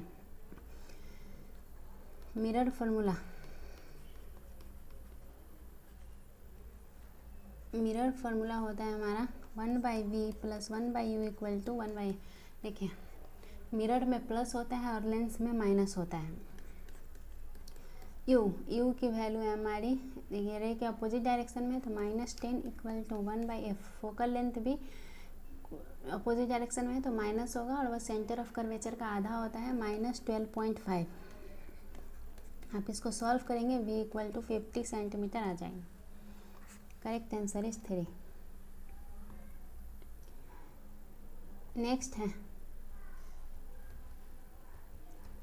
61. Refer to the following diagram to calculate the effective capacitance in microfarad between the points A and B. बिंदु ए और बी के बीच प्रभावी धारिता माइक्रोफैराड में की गणना करने के लिए निम्नलिखित आरेख का संदर्भ लें. देखिए कैपेसिटर अगर पैरेलल में जुड़े होते हैं तो वो सिंपली ऐड हो जाते हैं और अगर सीरीज में जुड़े होते हैं तो 1/c equivalent equal to 1/c1 + 1/c2 + ... तो ये हमारे पैरेलल में है तो इन दोनों का इफेक्टिव 150 आ जाएगा. 100, 300 और 150. 1/c equivalent equal to 1/100, 300 + 1/150. Simple आपको ऐड करना है. ऐड करने पर इसकी वैल्यू आएगी 50 माइक्रोफैराड. नेक्स्ट है 62. Due to an electric field E directed upward, an electron of a charge in mass m will have a acceleration. किसी ऊपरी मुखी विद्युत क्षेत्र E के कारण E आवेश और m द्रव्यमान वाले इलेक्ट्रॉन पर त्वरण लगता है. इलेक्ट्रिक फील्ड ऊपर है और इलेक्ट्रॉन है तो इस पर निगेटिव चार्ज होगा तो इस पर फोर्स नीचे लगेगा और force equal to charge into electric field और एक्सेलरेशन निकालना है तो E divided by m downward.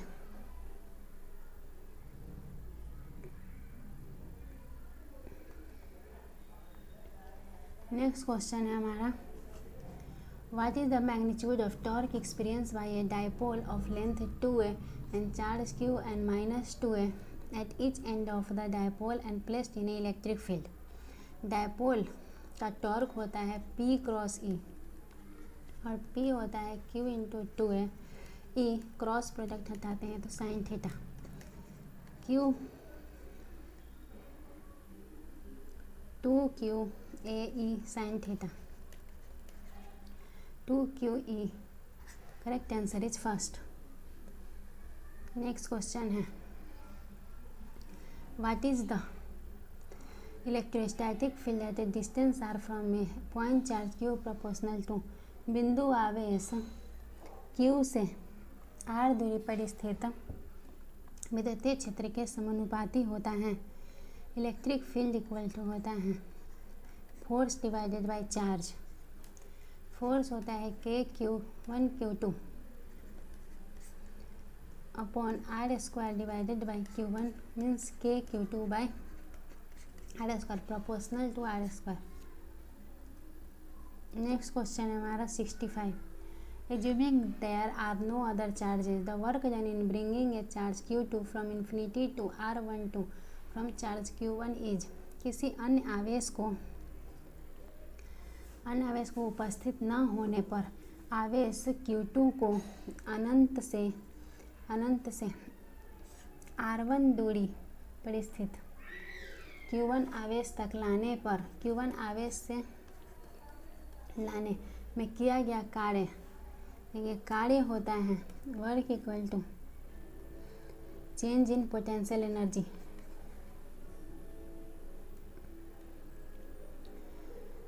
Potential energy होता है 1/4πε0 into Q1 Q2 divided by R। देखिए अभी Q2 चार्ज इन्फिनिटी पे है तो दोनों के बीच का डिस्टेंस इन्फिनिटी है।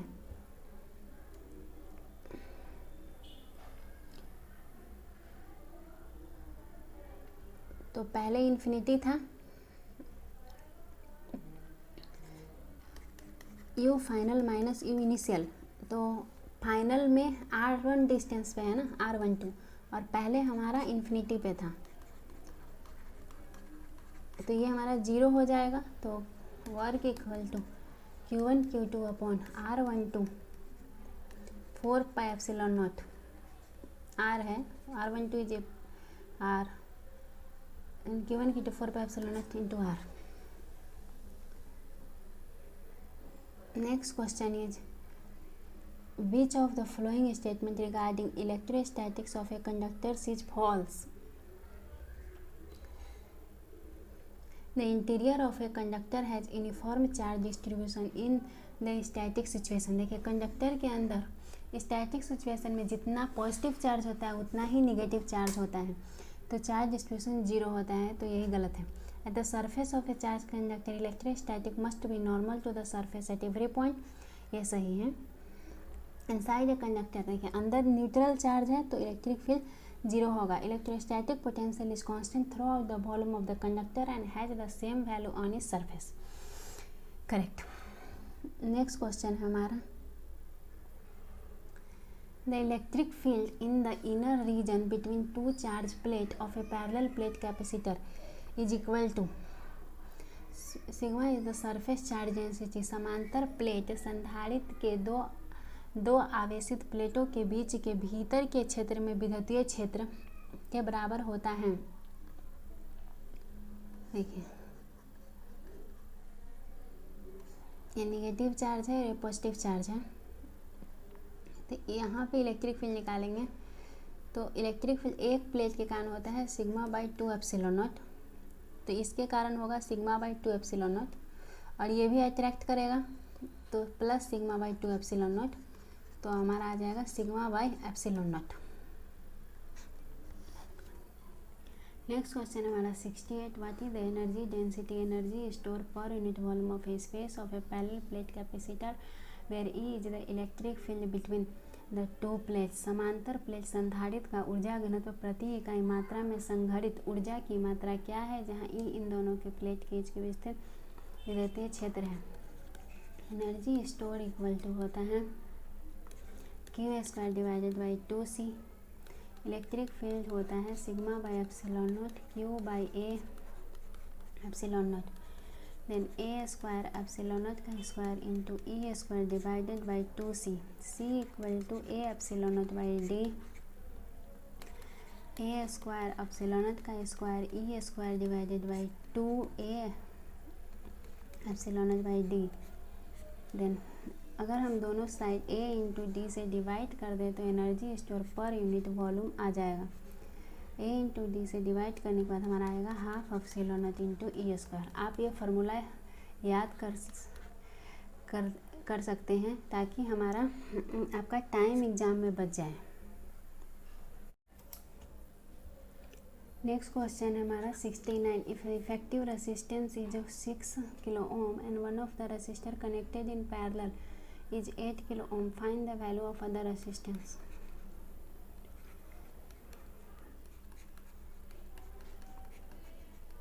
एक बार हिंदी में क्वेश्चन देख लेते हैं। यदि प्रभावी प्रतिरोधकता 6 किलो ओम है और समांतर क्रम में जोड़े गए दो प्रतिरोधकों में से एक का प्रतिरोध 8 किलो ओम है तो दूसरे प्रतिरोध का मान ज्ञात करें। 6 1/R1, देखो किलो ओम में ही पूछ रहा है ना, हम सबको किलो ओम में कंसीडर कर लेंगे।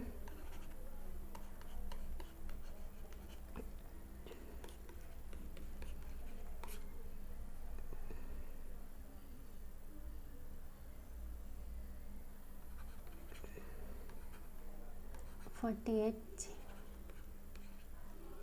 24)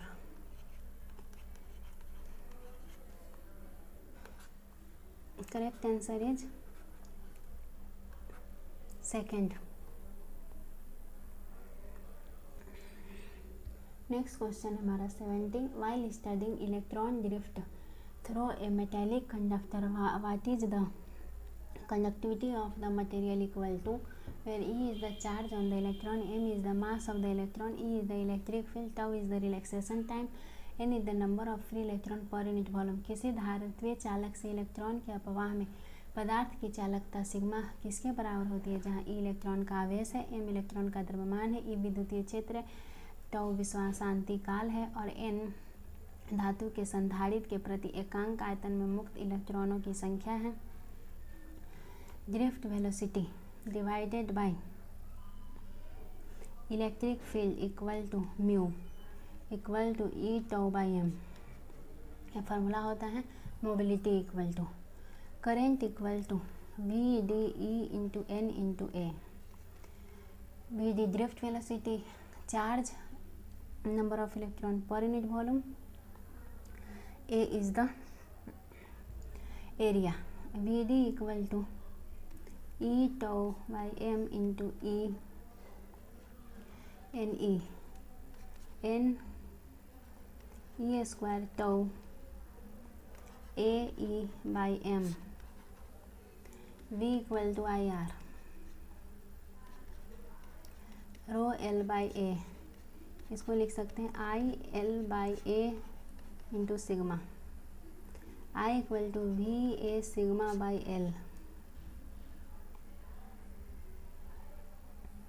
ए से ये कट गया, V by L equal to electric field से कट गया हमारा सिग्मा आ गया N E square tau by M.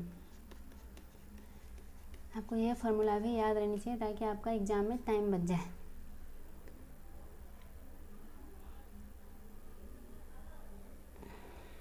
Next question, if the electric and magnetic field E and V respectively are perpendicular to each other, perpendicular to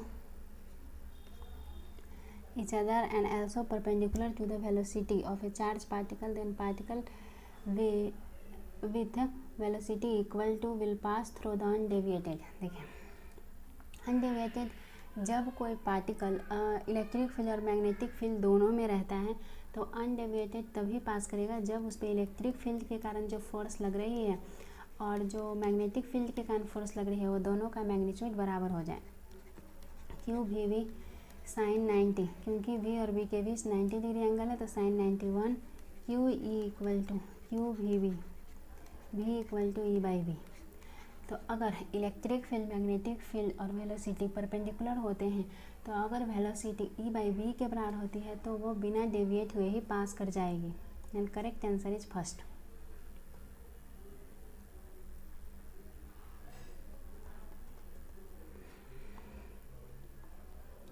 next question है 72। What is the kinetic energy of a particle of mass m carrying a charge q that exit the cyclotron equal to, where r is the radius of trajectory at exit and b is the magnetic field perpendicular to the edge। Cyclotron से निकलने वाले m द्रव्यमान और q आवेश वाले कण की गतिज ऊर्जा किसके बराबर होती है, जहां r निर्गम पर प्रक्षेप की त्रिज्या और b डिज के लंबवत लंब चुंबकीय क्षेत्र है। देखिए साइक्लोट्रॉन में जो रेडियस का फॉर्मूला आता है एम भी बाई क्यू भी आता है और काइनेटिक एनर्जी होती है हाफ एम भी स्क्वायर। अगर मैं इसमें एम से डिवाइड और मल्टीप्लाई कर दूं तो आ जाएगा हाफ एम भी equal to Q square B square R square. divided by m. Then correct answer is third.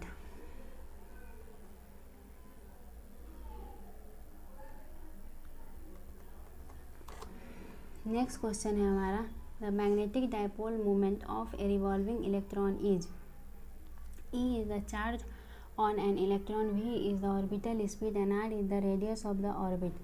परिक्रमी electron का चुंबकीय द्विध्रुव आघूर्ण होता है, E इलेक्ट्रॉन का आवेश, V कक्षीय चाल का वेग और R कक्षा की त्रिज्या है।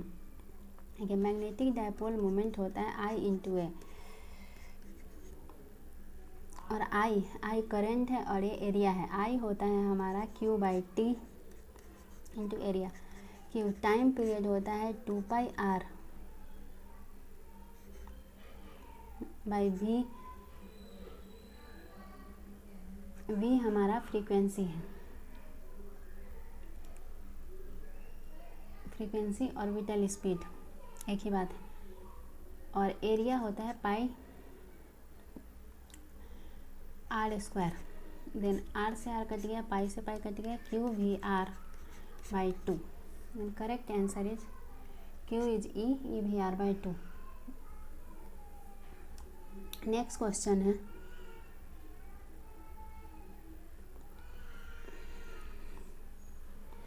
the earth magnetic field arises due to electrical current produced by the convective motion of a metallic fluid in the outer core of the earth. This is known as the effect.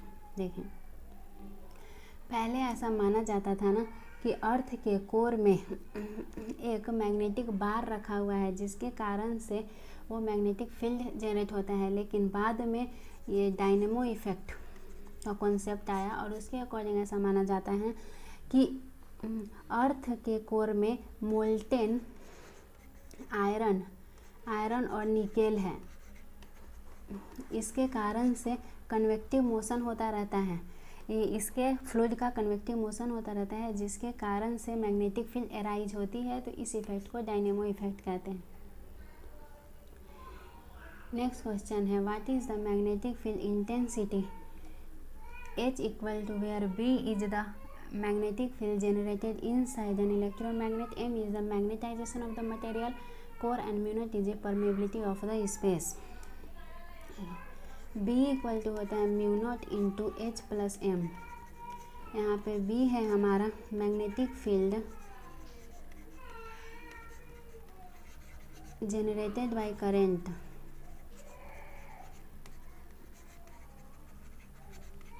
M है magnetization of the material,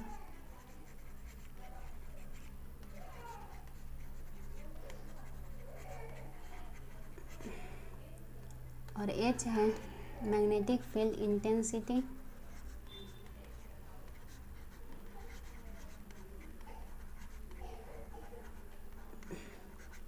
और mu naught है हमारा permeability of the space. अगर पूरा नाम बोले तो magnetic permeability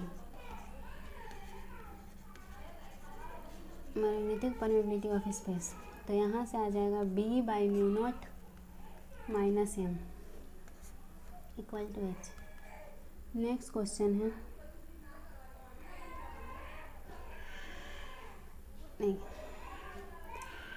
A bar of a diamagnetic material placed in a external magnetic field will, बाह्य चुंबकीय क्षेत्र में रखी प्रति चुंबकीय पदार्थ की एक छड़ में, देखिए जब डायमैग्नेटिक मटेरियल को रखा जाता है एक्सटर्नल मैग्नेटिक फील्ड में, तो उसमें ना अगर एक्सटर्नल मैग्नेटिक फील्ड इस डायरेक्शन में है तो उसमें अपोजिट डायरेक्शन में मैग्नेटिक फील्ड ये इंड्यूस करता है, और जैसे ही इस इलेक्ट्रिक फील्ड को अगर हम रिमूव कर देते हैं तो ये फील्ड भी गायब हो जाती है। यह वीक मैग्नेटाइजेशन डेवलप करता है opposite to the direction of applied magnetic field, और इस जो मूव करता है stronger to weaker region of a magnetic field, तो यह repel out of the field line and move from the high to low, क्योंकि देखिए अपोजिट डायरेक्शन में कर रहा है तो इसलिए यह फील्ड लाइन की तरह रिपेल करेगा और स्ट्रॉन्ग मैग्नेटिक फील्ड से लो मैग्नेटिक फील्ड में मूव करता है। नेक्स्ट क्वेश्चन है हमारा, an AC voltage V equal to VM sine omega T apply to a pure inductor drive a current in inductor. देखिए इंडक्टर में हमारा ये अगर करंट का डायरेक्शन है तो इसमें वोल्टेज π/2 से आगे होता है। अगर ये कैपेसिटर होता, अगर ये करंट का डायरेक्शन है तो वोल्टेज π/2 से पीछे होता। अगर ये रेसिस्टर है तो दोनों ही सेम ही साथ होता है। तो इंडक्टर है तो करंट वोल्टेज से पीछे होगा तो -π/2।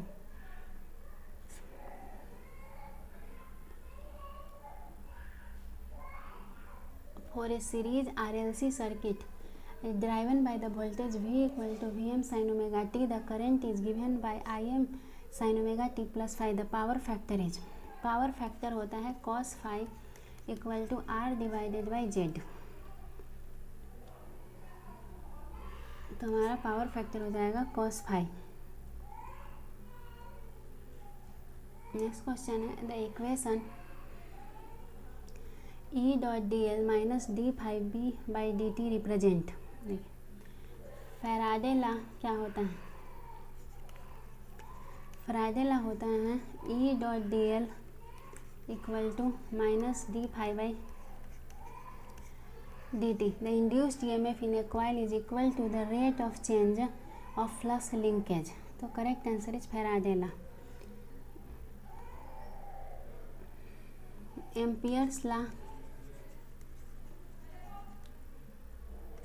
एम्पियर्स लॉ होता है हमारा B dot D L equal to mu naught into I. The line integral of the magnetic field around any close curve is equal to mu naught times into net current threading through the area enclosed by the curve. और इसने ना displacement current और reverse current को consider नहीं किया था, तो इस इक्वेशन को मैक्सवेल ने मॉडिफाई किया।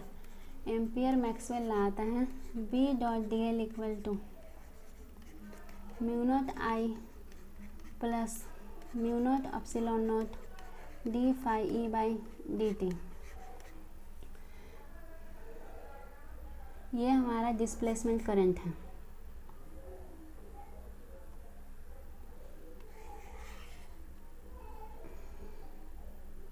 विच wave are produce by magnetron valve. Magnetron valve के द्वारा माइक्रोवेव प्रोड्यूस होती है।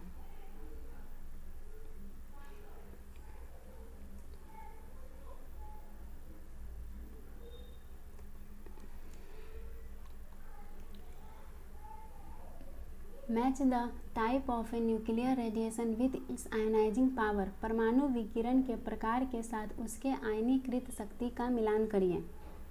ठीक है, अल्फा, बीटा और गामा। इसका सिंबल क्या होता है, सिंबल मैंने बता दिए, मास। इसका 4 AMU मास होता है। AMU का फुल फॉर्म होता है एटॉमिक मास यूनिट। बीटा का होता है 1 डिवाइडेड बाई 2000 AMU। और ये 0 क्योंकि यह सिर्फ एक एनर्जी है। पेनिट्रेटिंग पावर अल्फ़ा की बहुत ही कम होती है, बीटा की इंटरमीडिएट होती है और गामा की वेरी हाई होती है। तो penetrating power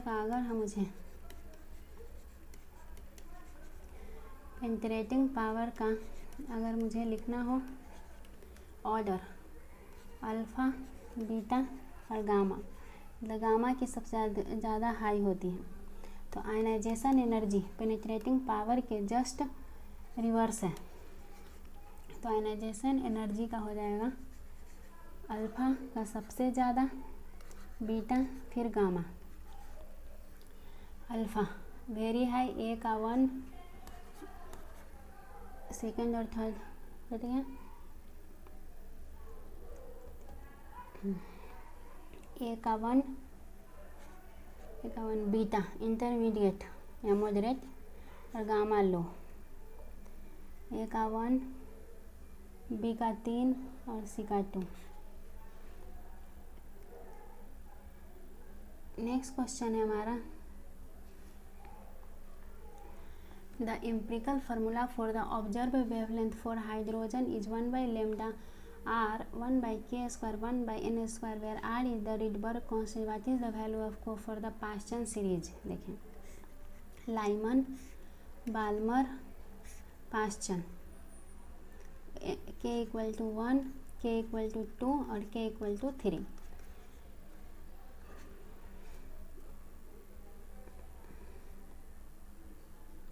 Next question. When an electron makes a transition from one of its specified non-radiating orbits to another of a lower energy, it emits a photon. The frequency of photon is, देखिए, E equal to होता है SC by lambda HF. जब एक energy level से दूसरे energy level में transfer करेगा तो चेंज इन एनर्जी, तो change in energy divided by H, Planck's constant equal to, then correct answer is difference in energy level of the orbitals divided by Planck's constant.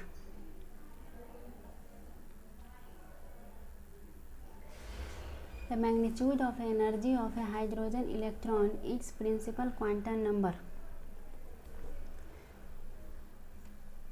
Hydrogen electron की ऊर्जा का परिमाण इसके मुख्य quantum number के होती हैं.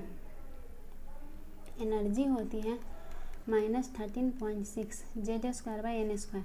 एन हमारा प्रिंसिपल क्वांटम नंबर है, तो inversely proportional to square of the, and correct answer is third.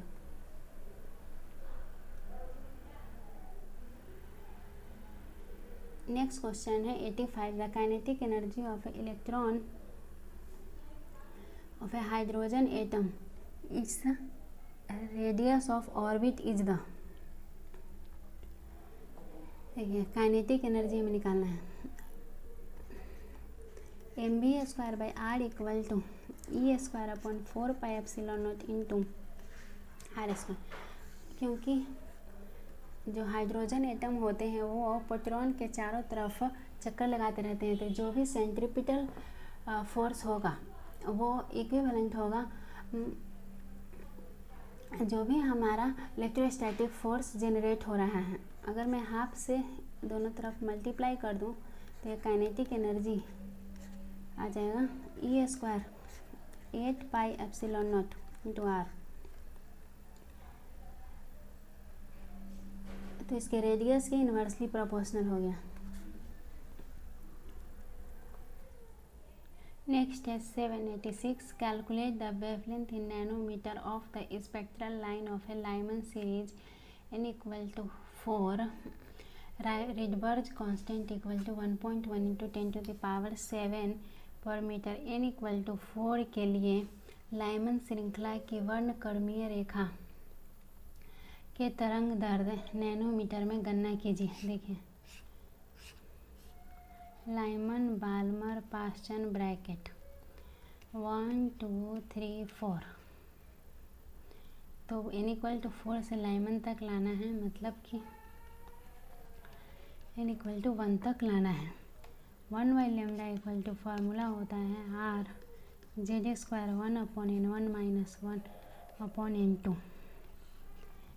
n2 is the outer orbit. Electron jump from this orbit. Means 4 is into n1 is the inner orbit.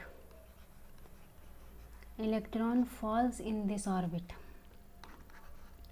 1.1 into 10 to the power 7 hydrogen atom के लिए z equal to 1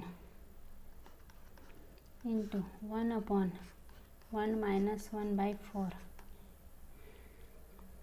आप इसे solve करेंगे तो आ जाएगा 96.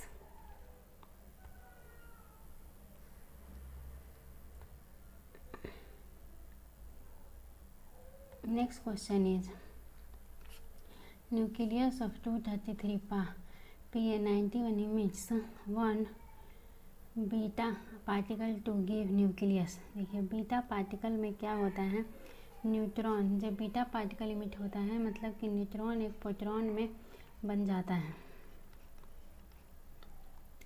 मतलब हमारा जो एटॉमिक नंबर है वो 1 से बढ़ जाएगा और मास नंबर कांस्टेंट रहेगा।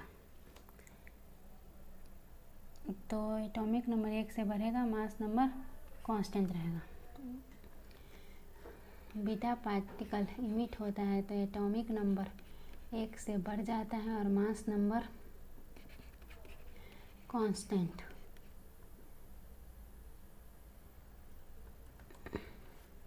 What is the value of A. देखिए बीटा पार्टिकल इमिट होता है तो मास नंबर तो कांस्टेंट रहता है, तो हम जब मास बैलेंस करेंगे तो उसका कोई रोल नहीं है। ए प्लस अल्फा पार्टिकल मतलब +8,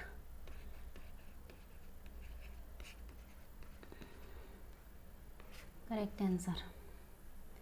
नेक्स्ट है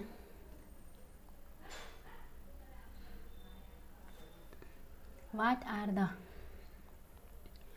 130 XE54 एंड 130 TE52। देखो जब हमारा एटॉमिक मास इक्वल होता है तो उसे आइसोबार कहते हैं। एटॉमिक मास इक्वल उसे आइसोबार कहते हैं।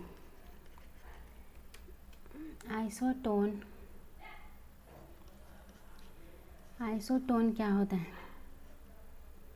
आइसोटोन में हमारा न्यूट्रॉन की संख्या इक्वल होती है। आइसोमर में फॉर्मूला सेम होता है और स्ट्रक्चर डिफरेंट होता है। इसका करेक्ट आंसर हो जाएगा आइसोबार।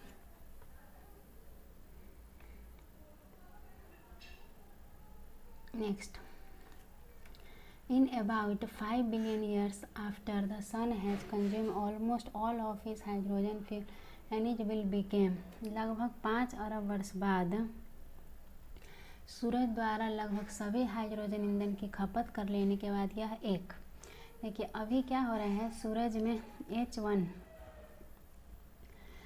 हाइड्रोजन मिल के हीलियम बना रहा है। तो जब सारे हाइड्रोजन उसमें से ख़त्म हो जाएंगे तो वह रेड गेंट बन जाएगा। How many neutron an atom have? 131 Xe54। ये जो होता है यह प्रोटॉन प्लस न्यूट्रॉन होता है और ये न्यूट्रॉन होता है। तो 131 में इसे 54 घटा देंगे 77। Next question 92, half life of A fermium 253 is 3 days. How many days will it take for 2 gram of fermium to become 0.125 gram? Fermium 253 का आधा जीवन 3 दिन है, तो 2 ग्राम फर्मियम का कितने दिनों में 0.125 ग्राम बच जाएगा? देखिए 3 डेज है हाफ लाइफ। अभी फर्मियम है हमारा 2 ग्राम, 2 ग्राम से 1 ग्राम होगा तो 1 हाफ लाइफ लगेगी, 1 ग्राम से 0.5 ग्राम होगा तो 1 हाफ लाइफ लगेगी, 0.5 ग्राम से 0.25 ग्राम होगा तो 1 हाफ लाइफ लगेगी और 0.25 से 0.125 ग्राम होगा तो 1 हाफ लाइफ लगेगी। मतलब टोटल 4 हाफ लाइफ की ज़रूरत है। तो 4 × 3 = 12। इस क्वेश्चन को कभी भी इस फॉर्मूला से नहीं करें, नहीं तो आप कैलकुलेशन ही करते रह जाएंगे दोस्तों। नेक्स्ट क्वेश्चन है हमारा 93, an neutron 10 235 uranium 92 Ysp52, find Y from the given fission equation of uranium nucleus. देखिए मास को हम कांस्टेंट कर देंगे, 1 + 235 Y + 99 236 232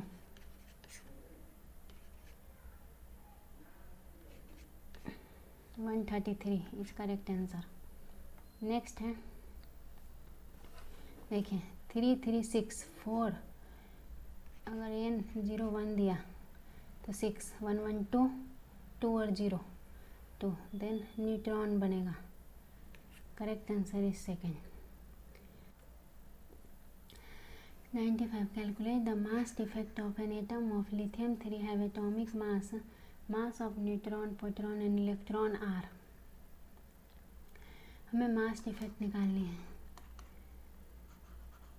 m minus mass of electron into number of electron mass of proton into number of proton minus mass of neutron into number of neutron. Mass of electron mass of neutron 1.00866 into number of neutron. Neutron इसमें 4 है into 4.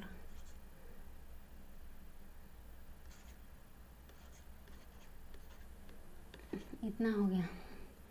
ये है मेरा mn और nn. इस तरीके से हम निकालेंगे me और ne. me neutron proton electron 0.0005 into 3 और mass of proton into number of proton. Mass of proton है 1.00727 इंटू 3.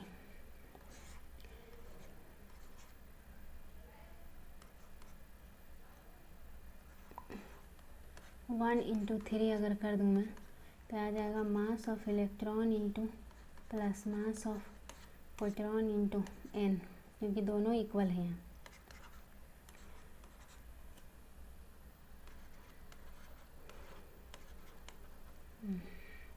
अब हमें इन दोनों को ऐड कर लेना है. 4.03464 एंड 3.02346.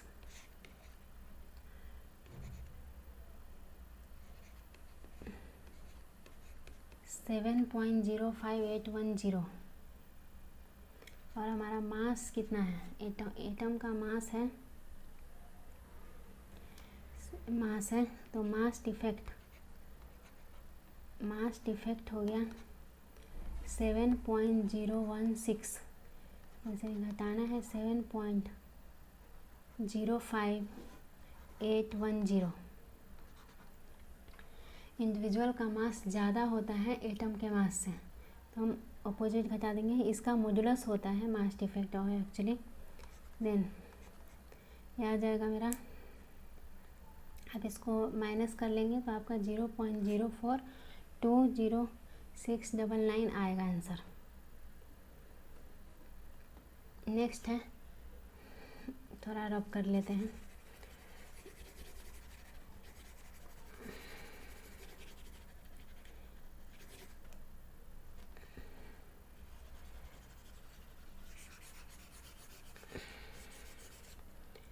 नेक्स्ट है हमारा when a small amount say few parts per million ppm of a suitable impurity is added to the pure semiconductor the conductivity of a semiconductor is increase.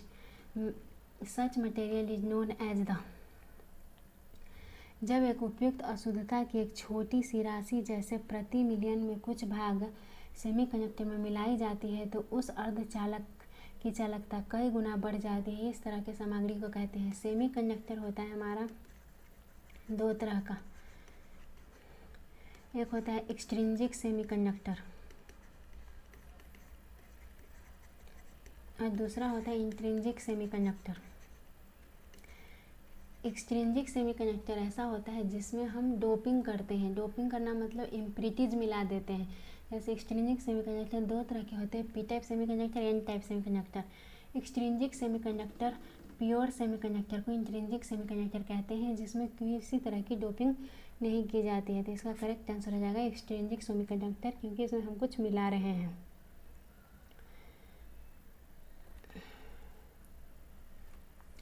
When a diode is reverse bias the barrier height.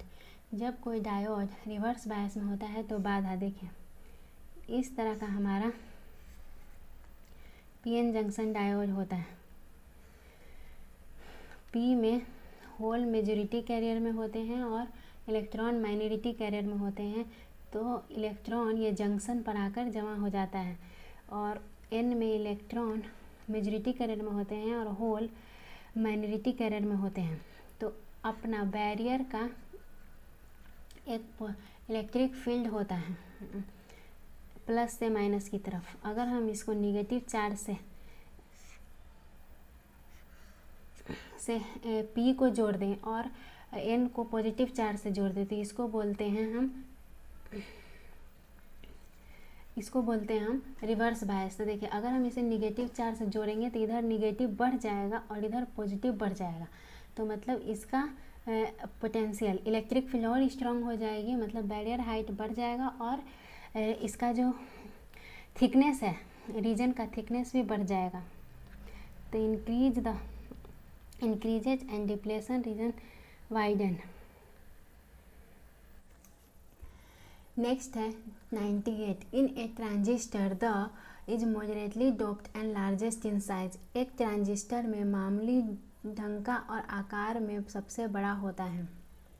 ये transistor जो हमारा होता है या तो PNP होता है या NPN होता है। ये इमीटर बेस कलेक्टर, अगर वो NPN होगा NPN इमीटर बेस कलेक्टर। इसमें इमीटर का क्या काम होता है? इमीटर हमारा मेजॉरिटी चार्ज कैरियर प्रोवाइड करता है, जिससे सर्किट में करंट फ्लो होता है। अगर हम इसका इक्विवेलेंट डायग्राम बनाएं,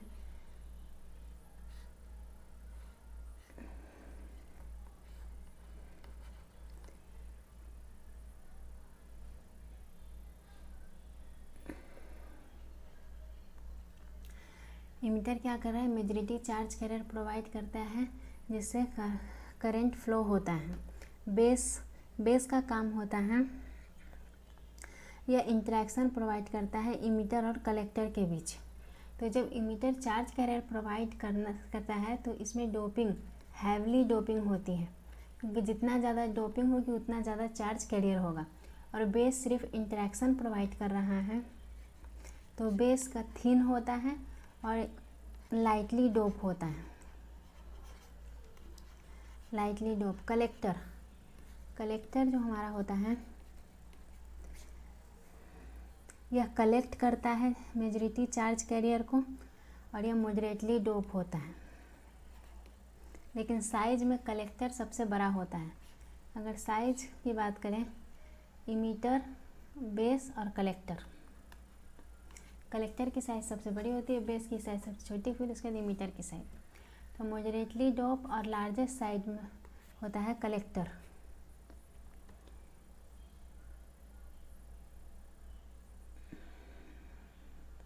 नेक्स्ट है when a transistor is used in common emitter configuration, input resistance is define as. देखो, हमें कॉमन इमीटर कॉन्फ़िगरेशन करना है। ये कलेक्टर है, ये बेस है और ये इमीटर है। कॉमन करना मतलब उसको अर्थ कर देना। ये बेस है।